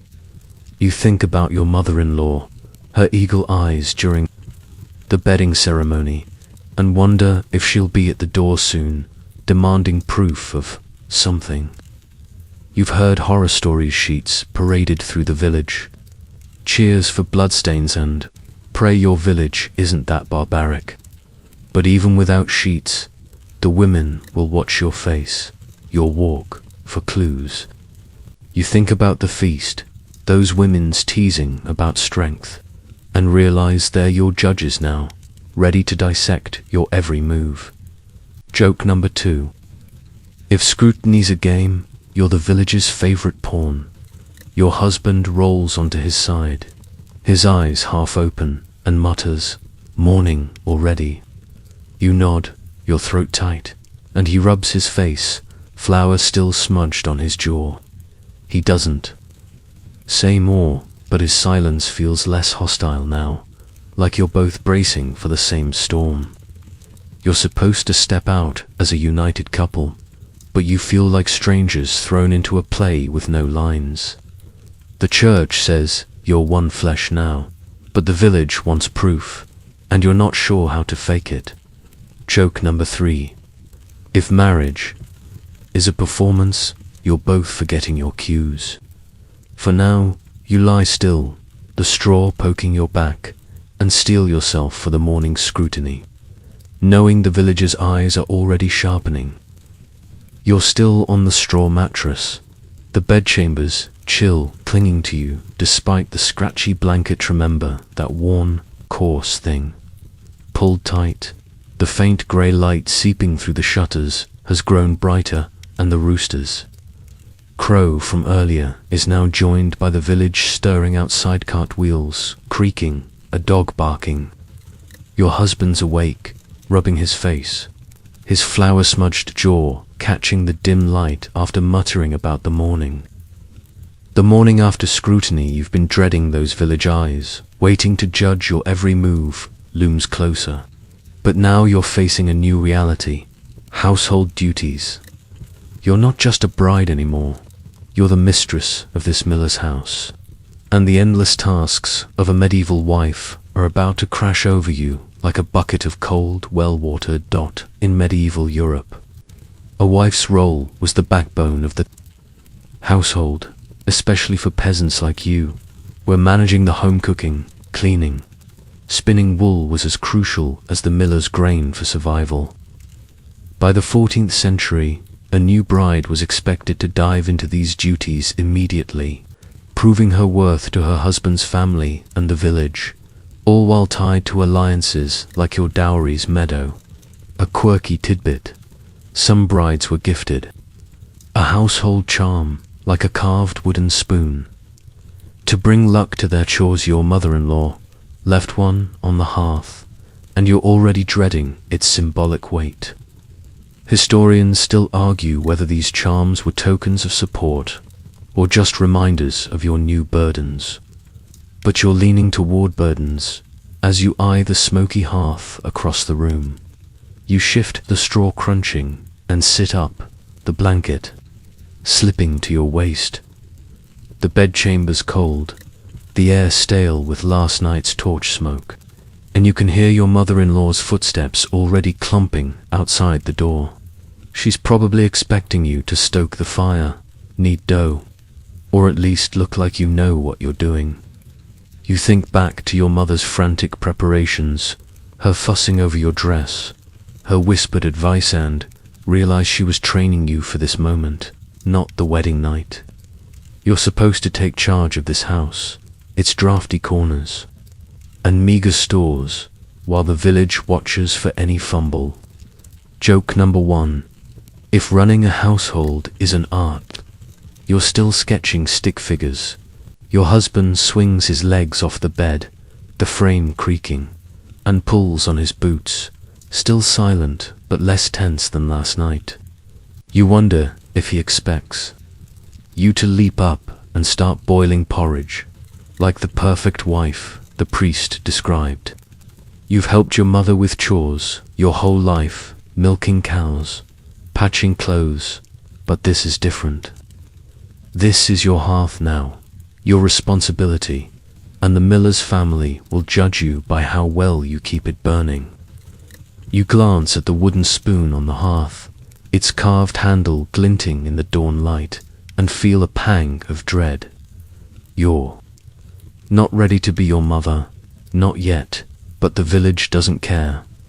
You stand, the floorboards icy under your bare feet, and pull the thin shift closer, wishing for your old dress, itchy as it was. The bedchambers are mess-ale cups from the bedding ceremony, a wilted flower from your crowning. You're already itching to tidy it, if only to delay facing the world outside. You think about the morning after gossip, the women at the well who will dissect your every move, and realize your household duties are your first public test. If the fire goes out, if the bread's too tough, the village will know by noon. Joke number 2. If chores are a stage, you're performing for the nosiest audience in Christendom. Your husband clears his throat, glancing at you as he ties his belt. You need help with the fire, he asks, his voice gruff but not unkind. It's a small gesture, and you're surprised, given the church's talk of his authority. You shake your head, muttering you'll manage, though you're not sure you will. The dowry, the vows, the bedding ceremony, they've all led to this, where your worth as a wife hinges on a well-swept floor and a warm hearth. Joke number 3. If a clean house is salvation, you're praying for a miracle. For now, you step toward the hearth, the wooden spoon looming like a scepter, and brace for the day's work, knowing the villagers' eyes are already waiting. You're standing by the hearth in the miller's bedchamber, the cold floorboards biting your bare feet, the thin shift, remember that flimsy thing, no match for the morning chill. The straw mattress behind you, still rumpled from the night, feels like a distant memory as you face the smoky hearth and that carved wooden spoon, your household charm. Your husband's lacing his boots, his offer to help with the fire lingering. But you're already kneeling, fumbling with flint and kindling, determined to prove you can handle this. The villagers' scrutiny, those gossips waiting to judge. Your first day as a wife looms, but now a darker fear creeps in.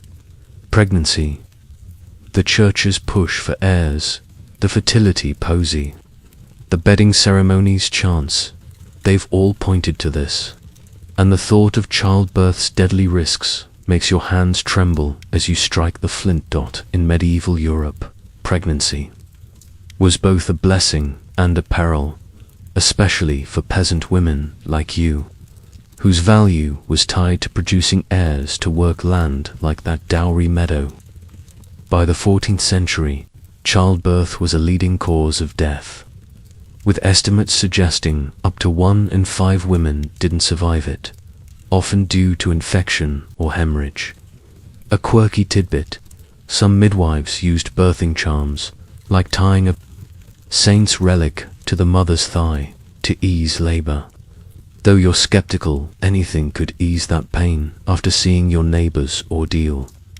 Historians still argue whether these charms offered comfort or just false hope. But as you coax a spark into the kindling, you're praying for anything to keep that fate at bay. The fire catches, a weak flame licking the twigs, and you sit back. On your heels, the smoky warmth, a small victory. You think back to the bedding ceremony, those women's jokes about fruitful nights, and realize they weren't just teasing, they were warning you. Pregnancy isn't just expected, it's demanded by the church, the village, even your new in-laws. You've seen the aftermath, your cousin, pale and shaking after a stillbirth, or the neighbor who never woke up. The fear's like a knot in your gut, tighter than the iron ring on your finger. Joke number 1. If heirs are a gift, you'd rather get a basket of apples. Your husband stands, stretching, and glances at you by the hearth. Fire's going, he says, almost a compliment, and you nod, too preoccupied to reply. He's part of this tooth of pressure to produce a son for the mill, but the danger's yours alone. You think about last night, his mercy in not pushing for intimacy, and wonder if he knows the risks you'll face. The church calls childbirth your duty, but it feels like a gamble with your life. You add a log to the fire, the smoke stinging your eyes, and try to push away the image of blood-soaked straw. A scene you've witnessed too often in this village. The bedchamber's brighter now, dawn's light spilling through the shutters, and you hear your mother-in-law's voice outside, calling for someone to fetch water. She'll be in soon, expecting you to start the day's chores, bread, laundry, maybe even that breakfast ritual to prove your worth. But pregnancy's shadow hangs heavier than any chore. You think about the fertility posy, the red ribbon, all the village's charms, and wonder if they're meant to protect you or just ensure you deliver. Joke number 2. If charms prevent danger, you'll need a sackful for what's coming. You stand, brushing ash from your hands, and feel the weight of the future child. A family, a life you're not sure you'll survive. Your husband steps toward the door, muttering about checking the mill, and you're left alone with the crackling fire. The village outside is waking children shouting, a cart rumbling, and you know they're already whispering about you, the new bride, wondering if you're with child yet. The church's vows, the dowry stakes, the village's eyes there, all pushing you toward motherhood, but the fear of what it costs is yours alone. Joke number 3. If pregnancy's a race, you're not sure you want to run. For now, you turn back to the hearth, the wooden spoon gleaming like a silent judge, and brace for the day, knowing the spectre of childbirth will follow you out the door. You're standing by the hearth, the weak fire you coaxed to life, remember that smoky victory, casting a faint warmth across the bedchamber's cold floorboards. The straw mattress behind you is a tangled mess, the scratchy blanket still crumpled from your sleepless night. The thin shift clings to your skin, no defense against the morning chill, and the carved wooden spoon on the hearth looms like a silent reminder of your new duties.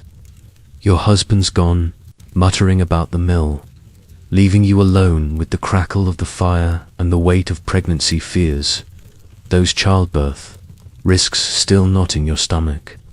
But now, as you hear your mother-in-law's footsteps clomping closer, you're facing another reality, your husband's authority. The church says he's the head of this house, and you're supposed to bend to his will, whether he's kind or cruel.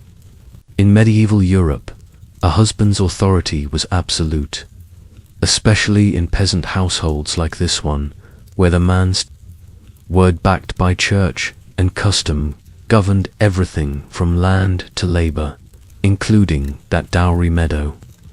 By the 14th century, the church's teachings on marriage placed men as the head and women as the heart, a poetic way of saying you're expected to obey without question.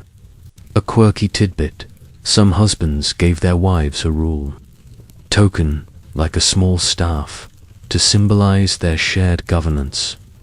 Though it was mostly a polite fiction, your mother-in-law's glare suggests no such tokens coming your way. Historians still argue whether these tokens hinted at partnership or just dressed up male dominance. But as you poke the fire, you're bracing for the latter. The door creaks open, and your mother-in-law stomps in, her apron already dusted with flour. Fire's weak, she snaps, eyeing your handiwork, and you bite back a retort, knowing she's testing you. You think back to the bedding ceremony, her hawk-like stare, and realize she's not just judging your chores, she's judging how well you'll submit to her son. Your husband's authority isn't just his, it's hers, too, until you prove yourself. You add a log to the fire, the sparks flaring, and feel the weight of his role settle over you.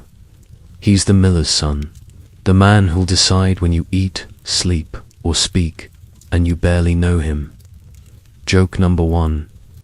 If he's the head, you're hoping for a very quiet reign. You glance at the bedchamber's dim corners, the ale cups from last night still scattered, and wonder what kind of husband he'll be. The village gossip, those whispers about his temper nags at you, but his mercy last night, not pushing for intimacy, gives you a flicker of hope. Still, the church's rules are clear. He's your lord now, and defiance could mean a beating, or worse, shame that'd ripple to your family. You've seen wives with bruised arms, their eyes downcast, and the thought makes your hands tremble as you sweep ash from the hearth.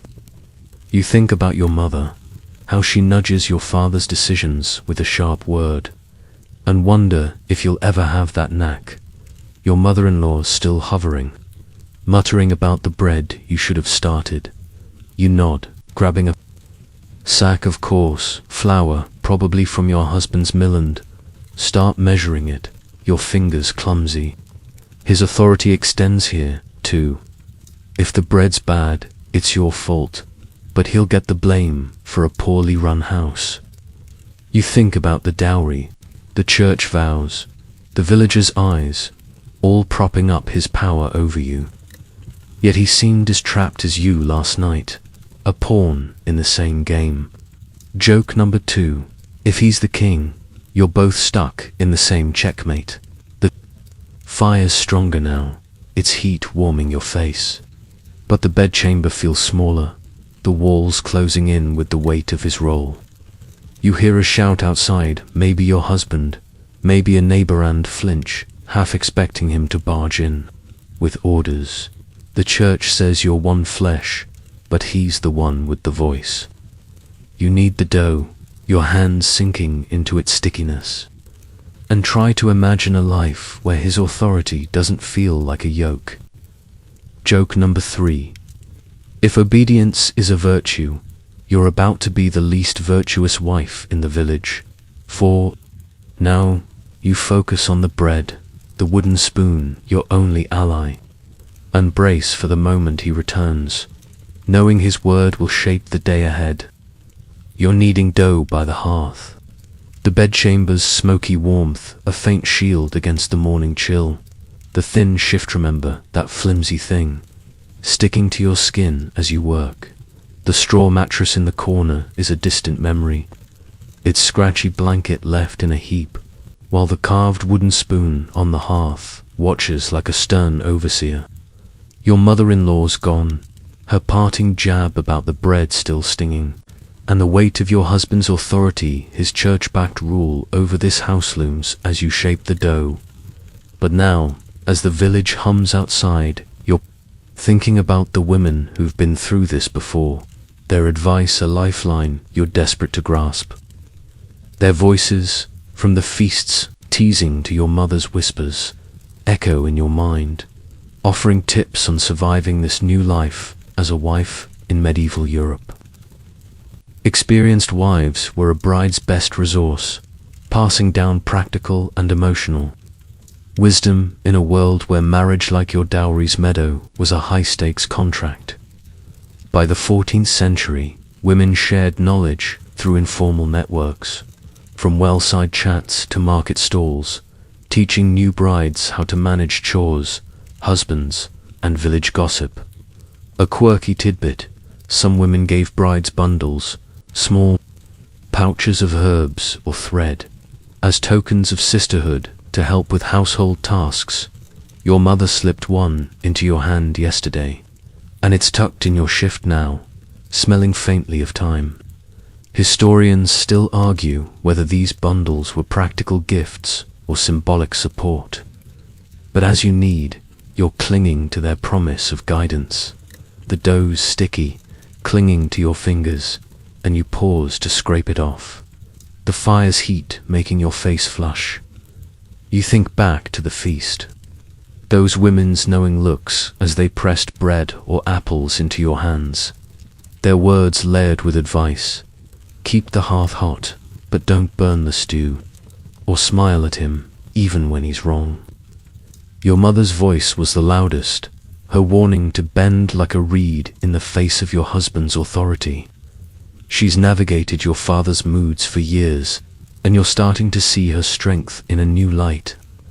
Joke number 1.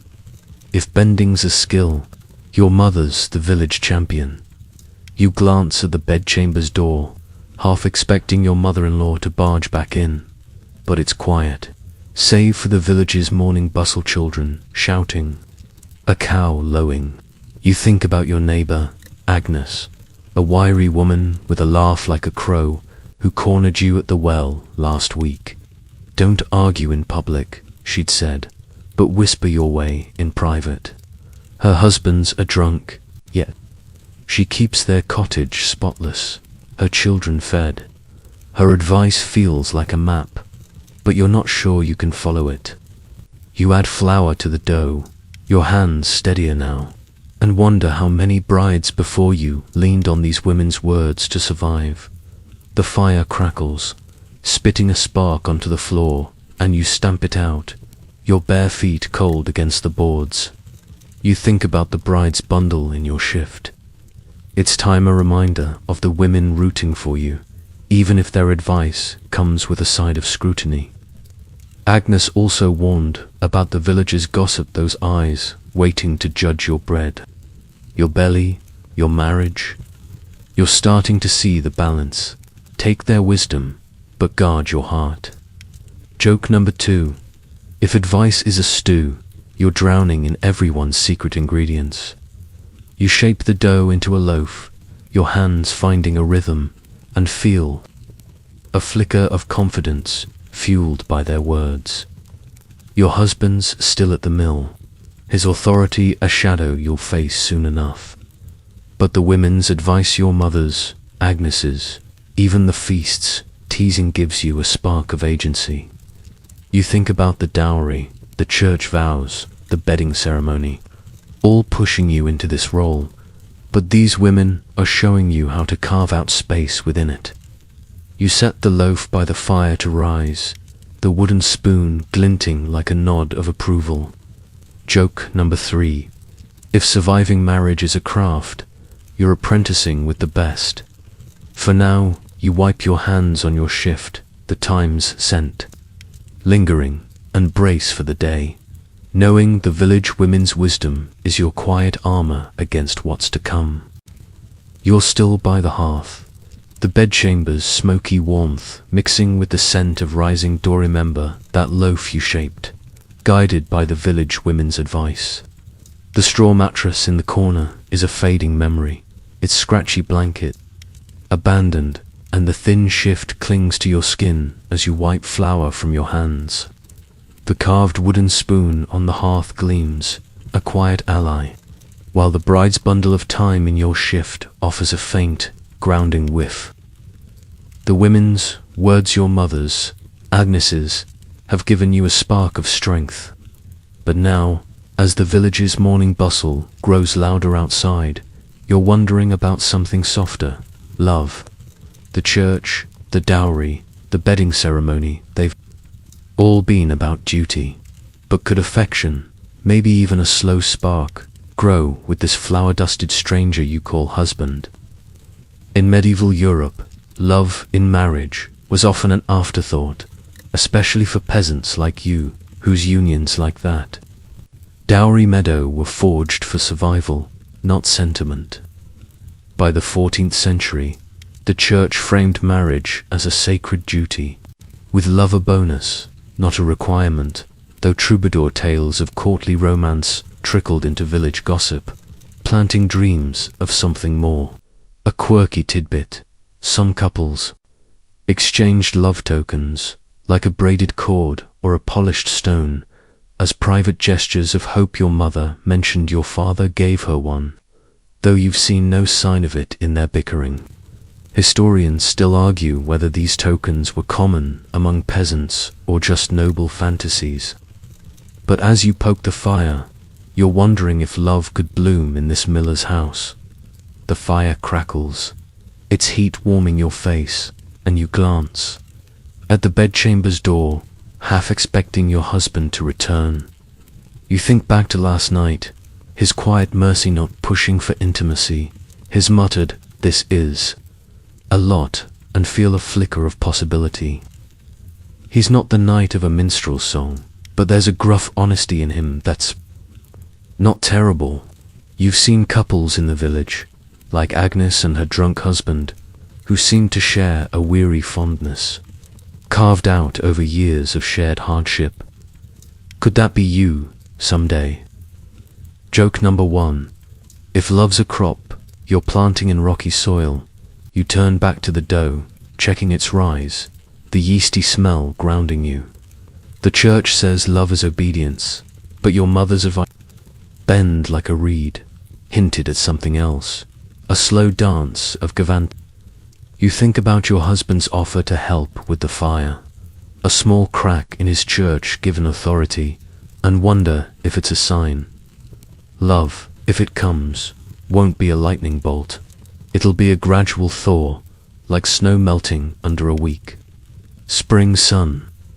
You think about the bedding ceremonies, chaos, the village's stairs, and realize those pressures might bind you closer, if only through shared survival. You smile, imagining a day when you might laugh together over the memory of that awful ploughing song. The bedchamber's brighter now, morning light spilling through the shutters, and you hear your mother-in-law's voice outside, haggling with a neighbor. You're still nervous about her judgment, your bread, your chores, but the thought of love, however distant, softens the edge. You think about the bride's bundle, its time a gift from women who've walked this path, and wonder if they found love too. Maybe your mother did, in her own way, despite your father's grumbling. Joke number 2. If love's a recipe, you're missing half the ingredients, but you'll stir anyway. Your husband's boots thud outside, and you pause, your heart skipping. He steps in, flour smudged on his cheek, and nods at the dough. "Smells good," he says, his voice low but not unkind. It's not a sonnet, but it's something, and you nod back, a tiny spark flickering. The church, the village, the dowry, they've built this marriage, but love, if it grows, will be yours to nurture. Joke number 3. If affection's a seed, you're both terrible gardeners, but you might try. For now, you turn back to the hearth, the loaf rising steadily, and let the possibility of a slow spark settle in your chest as the day's work pulls you forward. You're still by the hearth, the bedchamber's smoky warmth mingling with the yeasty scent of the rising loaf. Remember that dough you shaped, fueled by the village women's advice. The straw mattress in the corner is a faint echo, it's scratchy, blanket forgotten, and the thin shift clings to your skin as you brush flour from your hands. The carved wooden spoon on the hearth stands sentinel, while the bride's bundle of time in your shift offers a faint, steadying whiff. Your husband's brief visit, his gruff smells good about the bread, left a spark of hope for love's slow growth. But now, as the morning light floods the shutters, you're grappling with a grim truth. Annulment, escaping this marriage, with its dowry, meadow, and church vows, is a near impossible dream, and the thought tightens your chest like a too tight corset. in medieval Europe. Annulment was a rare and thorny path, especially for peasants like you, whose marriages were cemented by practical needs and sacred oaths. By the 14th century, the Church allowed annulments only for specific reasons: non-consummation, fraud, or pre-existing vows. But the process was costly, complex, and heavily scrutinized, often leaving women trapped. A quirky tidbit: some desperate brides claimed bewitchment to void their marriage, blaming spells for their husband's failure in bed, though priests rarely bought it. Historians still argue whether these claims were genuine beliefs or cunning ploys. But as you poke the fire, you're wondering if any escape, magical or not, could free you from this miller's house. The fire crackles, its heat stinging your knuckles, and you glance at the bedchamber's door, where your husband's boots last thudded. His mercy last night, not pushing for intimacy, saved you from the marriage debt. But it also means the marriage isn't fully sealed, a technicality that could, in theory, open the annulment door. You think back to the bedding ceremony, the village's chants for heirs, and realize non-consummation would be a scandal, shaming your family and his. You'd be the girl who failed, cast back to your parents' cottage, a burden forever. Joke number 1. If annulment's a key, it's locked in a chest you'll never open. You turn to the loaf, its surface taut and ready for the fire's embers, and knead it one last time, your hands sinking into its warmth. The Church's rules are ironclad. Once you said "I do," backed by that dowry and those vows, you're bound for life. You've heard whispers of noble women buying annulments with gold, but for you, a peasant with nothing but a few chickens, it's a fantasy. You think about your mother's advice to bend like a reed, and realize she was preparing you for a life with no exit. Even if your husband's cruel, the village and Church will urge you to endure, not escape. The thought makes you pause, flower dusting your shift like snow. The bedchamber's brighter now, the shutters glowing with dawn's full light, and you hear your mother-in-law's voice outside, sharp as ever, ordering someone to fetch wood.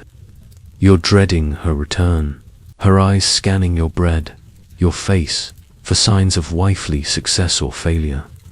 Annulment might sound like freedom, but it's a trap. You'd lose your place, your family's honor, and any hope of a future in this village. You think about the women's advice, Agnes's warning to whisper your way with your husband, and wonder if negotiation, not escape, is your only path. Joke number 2. If annulment's a road, it's blocked by the entire village and their pitchforks, your husband's mercy last night. His quiet "we don't have to" was a kindness, but it's also a risk. If word got out, the village would gossip, the priest might pry, and your mother-in-law would never let you forget it. You slide the loaf into the fire's embers, its heat searing your fingers, and feel the weight of a life you can't undo. The dowry, the bedding ceremony, the Church's grip, they've locked you here, with love's slow spark as your only hope. Joke number 3. If marriage is a cage, you're learning to decorate it, not break it. For now, you watch the bread bake, the thyme scent steadying you, and brace for the day, knowing annulment's a dream you can't afford to chase. You're still by the hearth, the bedchamber's smoky warmth wrapping around you as the loaf bakes, its crust turning golden in the fire's embers. Remember that dough you shaped with the women's advice.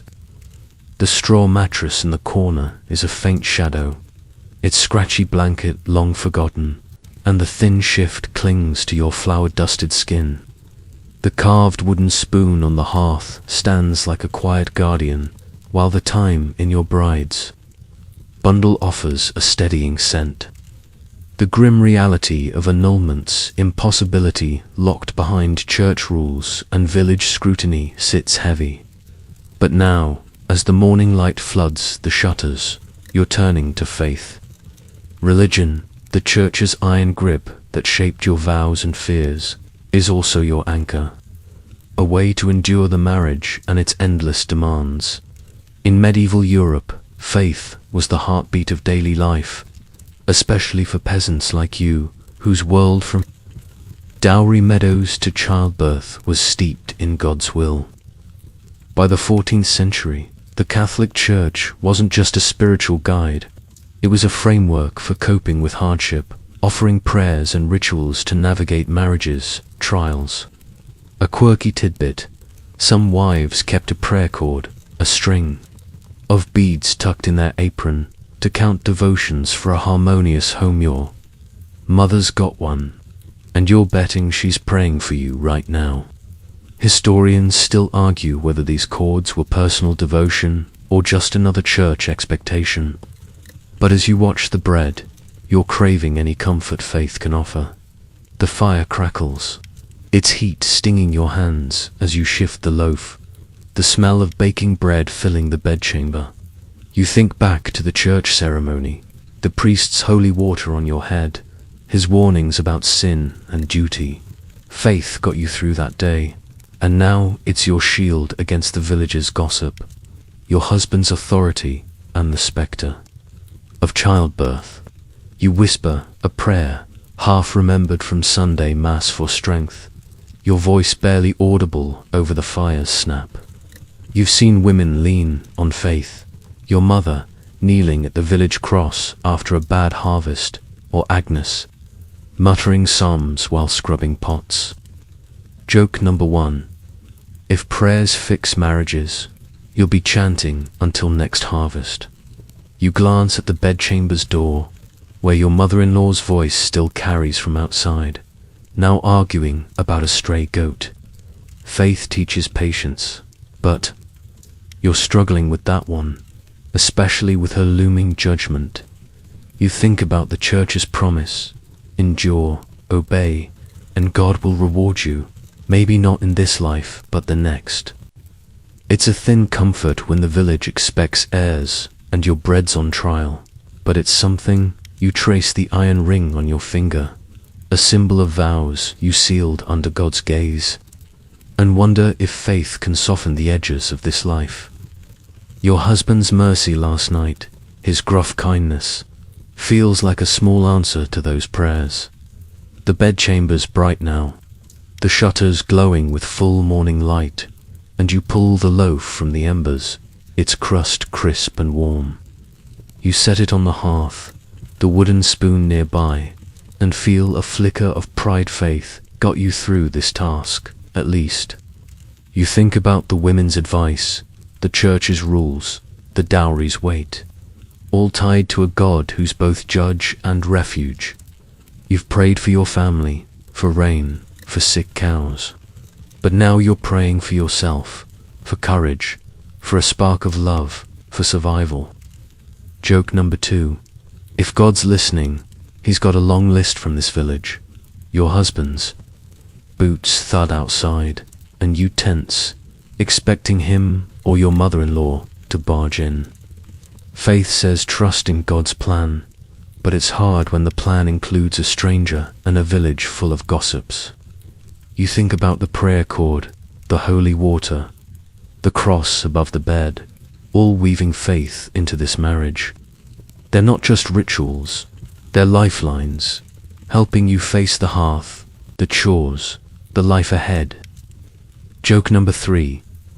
If faith moves mountains, you're hoping for a hill or two in this marriage. For now, you wrap the loaf in a cloth. The times send steadying your nerves, and lean on the quiet strength of prayer as the day's demands close in. You're still by the hearth, the bedchamber's smoky warmth fading as the fire dies down. The golden loaf, remember that bread you baked, guided by faith and women's wisdom, cooling on a cloth beside the carved wooden spoon.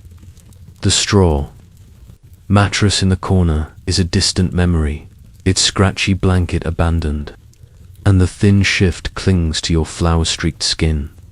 The time's faint scent from your bride's bundle lingers, a quiet anchor as you lean on prayer to face this marriage's weight, dowry meadows, church vows, and village scrutiny.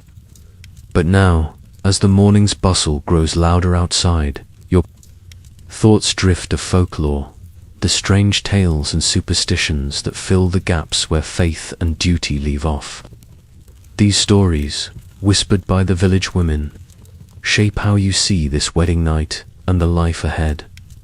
In medieval Europe, folklore was a living thread, especially for peasants like you, weaving magic and meaning into daily life alongside the church's rules. By the 14th century, tales of fairies, spirits, and charms were as real as the harvest, offering explanations for love, luck, or loss in a marriage like yours. A quirky tidbit: some villagers believed a bride should sleep with a sprig of hazel under her pillow to dream of her husband's true heart. Your mother slipped one into your hand at the feast, and it's probably lost in the bedding chaos. Historians still argue whether these tales were harmless fancy or a quiet rebellion against the church's grip. But as you sweep ash from the hearth, you're wondering what truths they hold. The fire's embers glow faintly, and you pause, the broom's bristles scratching the floorboards. You think back to the bedding ceremony, those bawdy chants laced with older, stranger undertones, hints of spirits, blessing or cursing the bed. Agnes, the frolicking neighbor, once told you a tale of a bride who forgot to leave milk for the good folk and woke to a soured marriage. You'd scoffed then, but now, in the bedchamber's quiet, you're half tempted to check the corners for unseen eyes. Joke number 1. If fairies ruin marriages, they're worse gossips than the village. The stories feel alive, they're magic, a counterpoint to the church's stern prayers. You glance at the bedchamber's door, where your husband's boots last sounded, and wonder if he knows these tales. The men at the mill probably swapped their own stories of bewitched wives or charmed crops. You think about the hazel sprig, the fertility posy, the red ribbon, all blending faith and folklore into this marriage. Your mother's voice echoes, her warning to mind the old ways alongside her prayers, and you realize she's hedged her bets, trusting both God and the unseen. The village women's tales of brides who won love by tying knots in moonlight or lost it by spilling saltfeel. Like a map, if you could just read it. You set the broom aside, the hearth clean, and feel a shiver. Not entirely from the cold. The bedchamber's bright now, morning light streaming through the shutters, and you hear your mother-in-law's sharp voice outside, scolding a child. Folklore says her kind meddling in-laws might be changelings in disguise, and you smirk at the thought. You think about the wedding night, your husband's mercy, and wonder if a tale could explain his kindness or predict his future moods.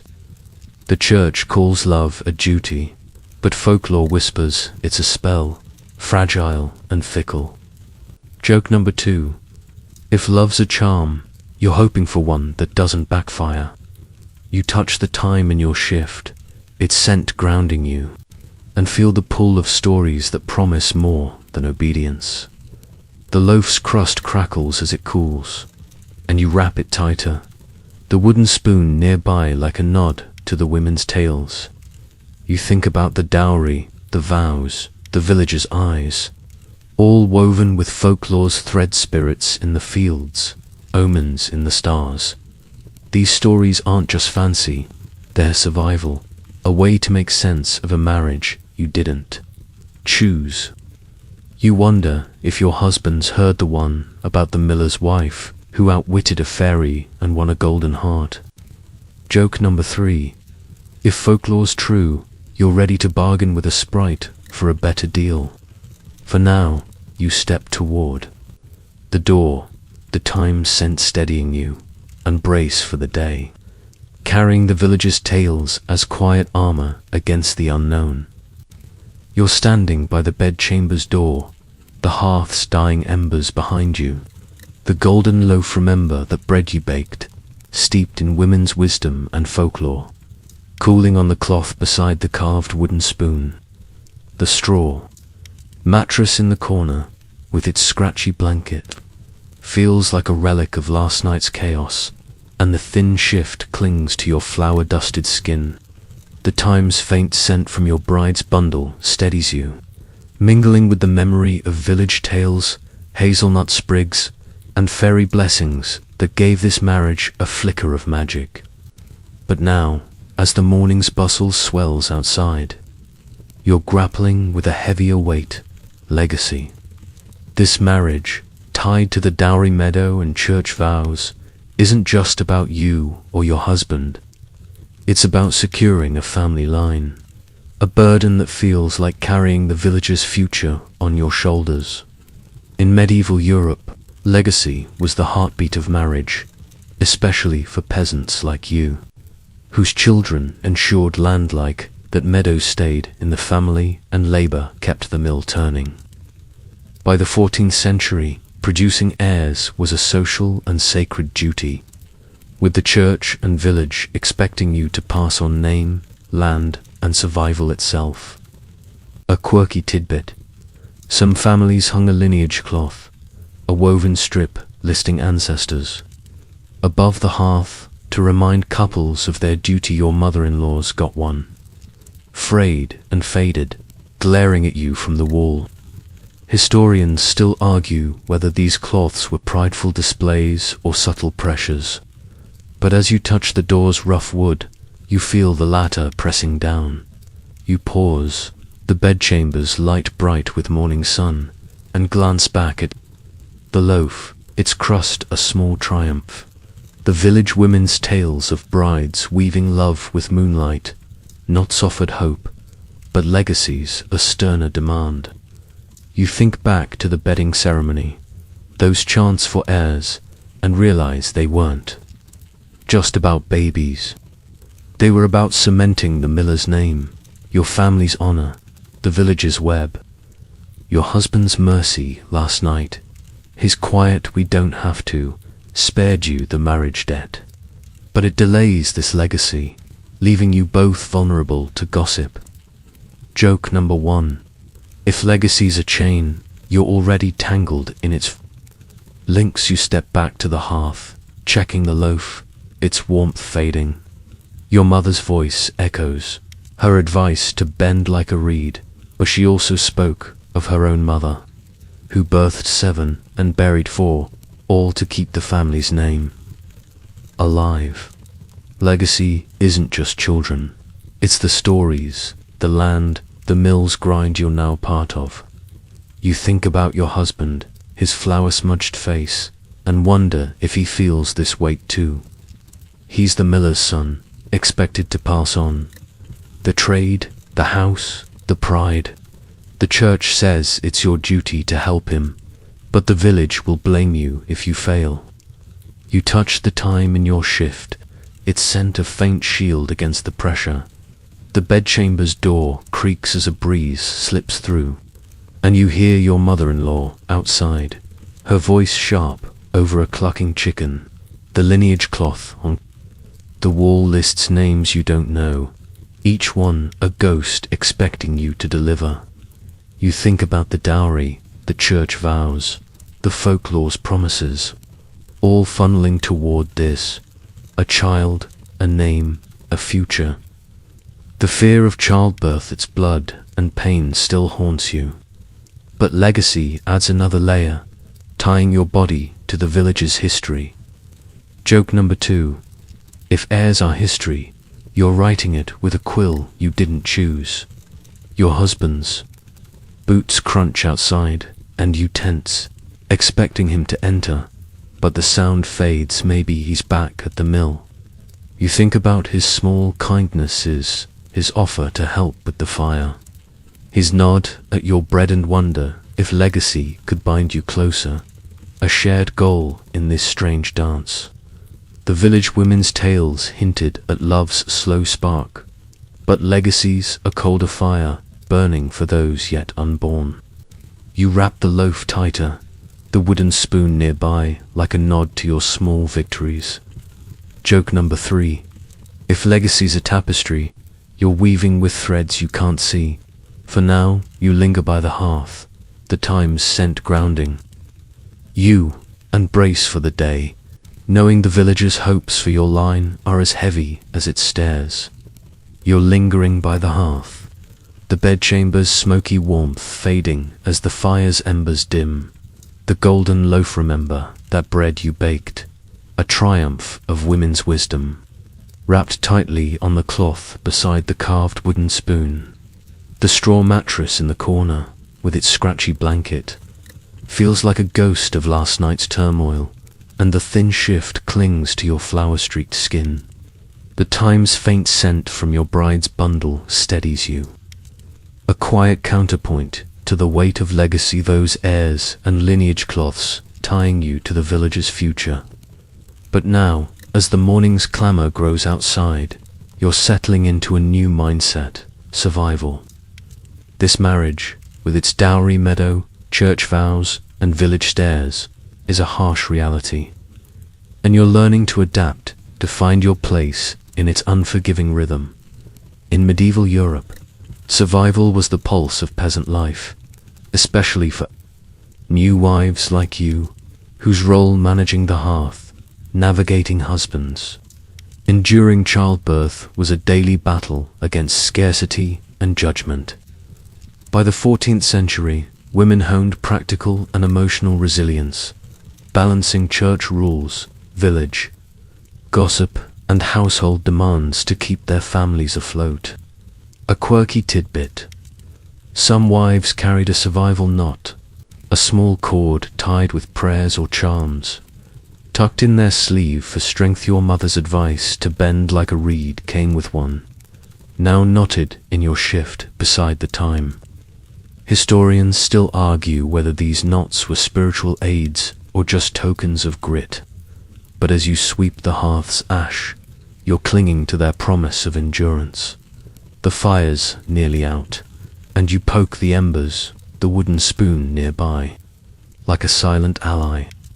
You think back to the bedding ceremony, the village's chants, and realize survival isn't just about heirs or bread, it's about outlasting the scrutiny, the fear, the weight of expectations. Your husband's mercy last night, his quiet, "We don't have to," was a lifeline, but so is your own resolve. You've seen women like Agnes, laughing through hardship, or your mother, haggling for the last turnip, and their strength is your blueprint. Joke number 1. If survival's a game, you're learning the rules faster than a fox in a henhouse. You glance at the bedchamber's door, where your mother-in-law's voice still carries, now scolding a neighbor's child. Her your bread, your chores, your worth looms, but you're starting to see it as a challenge, not a sentence. The church's vows, the dowry stakes, the folklore's tales, they've shaped this marriage, but survival means carving your own path within it. You think about your husband, his gruff kindness, his nod at your loaf, and wonder if he's adapting too. He's the miller's son, bound by his own pressures. And maybe you're both learning to navigate this life, step by careful step. You tie the survival knot tighter in your shift, its cord a small act of defiance. The bedchamber's bright morning sun flooding through the shutters, and you hear the village, fully awake, carts rumbling, chickens clucking, voices overlapping. You think about the women's advice, the prayer cord, the lineage cloth, all tools for surviving this world. Your fear of childbirth, your dread of gossip, they're still there, but you're building a shield, piece by piece. You've baked bread, faced the hearth, endured the night's small victories that stack like stones in a wall. Joke number 2. If life's a storm, you're not building an ark, but you've got a sturdy umbrella. You pick up the loaf, its weight, solid in your hands, and feel a quiet pride in what you've managed so far. Your husband's boots crunch outside, and you pause, bracing for his return, or your mother-in-law's next demand. Survival means facing them both, not with rebellion, but with the steady grit you're finding within. You think about the time, the survival knot, the women's tales, all weaving a net to catch you when you falter. This marriage isn't what you dreamed, but it's what you've got, and you're learning to stand in it. Joke number 3. If survival's an art, you're painting with whatever colors you can find. For now, you set the loaf down, the wooden spoon, and nod to your growing strength, and step toward the door, ready to face the day with the hard-won mindset of a woman who's starting to endure. You're stepping toward the bedchamber's door, the hearth's faint embers behind you, the golden loaf, remember, the bread you baked, a testament to your survival mindset, resting on the cloth beside the carved wooden spoon.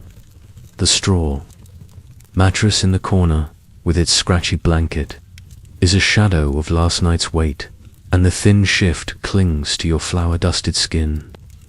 The time's soft scent from your bride's bundle, paired with the survival knot in your shift, anchors you as you brace for the day. The village's clamor cart's voices, chickens fills the air, but now, as the morning sun streams through the shutters, you're pausing to reflect. This marriage, with its dowry meadow, church vows, and relentless pressures, has reshaped you, and you're finding your place in this world, one quiet moment at a time.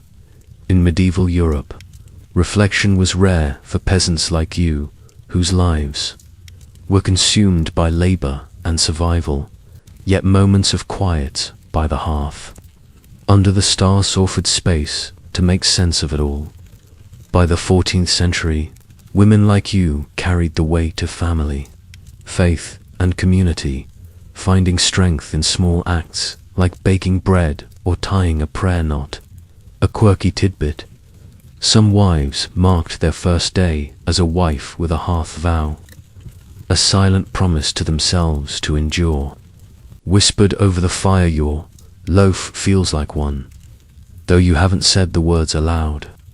Historians still argue whether these vows were common or private rituals, but as you touch the door, you're making your own unspoken pledge to keep going.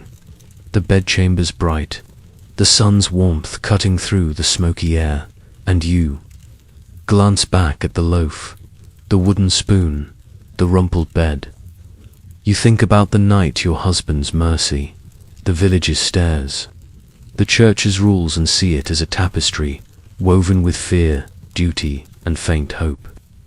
The women's advice, Agnes's crowlaugh wisdom, your mother's reed-bending mantra, they've guided you here, to a doorstep where you're not just surviving, but starting to stand taller.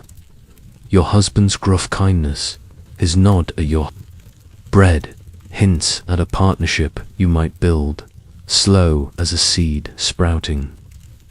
Joke number 1. If marriage is a field, you're planting with cautious hands. You rest your hand on the door's rough wood, the thyme scent mingling with the faint licorice of the fertility posy under the bed. The village waits outside your mother-in-law's sharp tongue, the gossips at the well. The mills grind, but you're not the same girl who hauled water 2 days ago. You've faced the bedding ceremony, the hearth, the weight of legacy, and come out stronger. Faith, folklore, the women's tales, they've all shaped this moment, where you're claiming your place, not as a pawn, but as a woman with a spark of agency. You think about the dowry, the church vows, the survival knot, and feel them knitting together into something solid, like the loaf you baked. The door creaks as you push it open, the village's sounds rushing in, children laughing, a dog barking, your mother-in-law's voice rising over it all. You step onto the threshold, the sun warm on your face, and pause, letting the moment sink in. This is your world now. The miller's house, the villager's eyes, a husband you're learning to know. You're not free, not by a long shot, but you're finding ways to bend, to endure, to maybe even thrive. Joke number 2. If life's a loom, you're weaving a pattern nobody else can see. You take a deep breath, the time's scent grounding you, and step outside, ready to face the day with a quiet resolve. Your husband's at the mill, the women are waiting, and the village's rhythm pulls you forward. You think about the hearth, vow, the unspoken promise you made, and carry it like an ember in your chest. This marriage, this life, it's yours to navigate, with all its thorns and small mercies. You glance back at the bedchamber, its hearth a symbol of your first victory, and smile faintly. Joke number 3. If survival's a song, you're humming the first verse. The village stretches before you, alive and unyielding, but you're ready to walk its paths, one step at a time. As the village hum fades, let's slow down, your breath softening like a breeze through the meadow. Picture the sun climbing higher, its golden light spilling over the thatched roofs, warming the dirt paths where children chase stray chickens. You're walking now, your shift brushing your legs, the time's scent lingering like a gentle whisper. The mill's grind hums in the distance, a steady heartbeat, and you feel the world settling around you, its demands easing for just a moment. Your loaf, left on the hearth, is a small promise kept, a sign you're finding your footing in this new life. The villager's eyes are still there, but they're softer now, blurred by the morning's glow, as if giving you space to breathe. Let your shoulders relax, your worries drift like smoke from the dying fire. You're here, in this moment, and it's enough. Close your eyes, let the mill's rhythm carry you, and sink into the quiet, where dreams weave gently with the days. First light. Sleep now, sweet listener, wrapped in the village's hum, safe in its embrace. Asterisk, sweet dreams.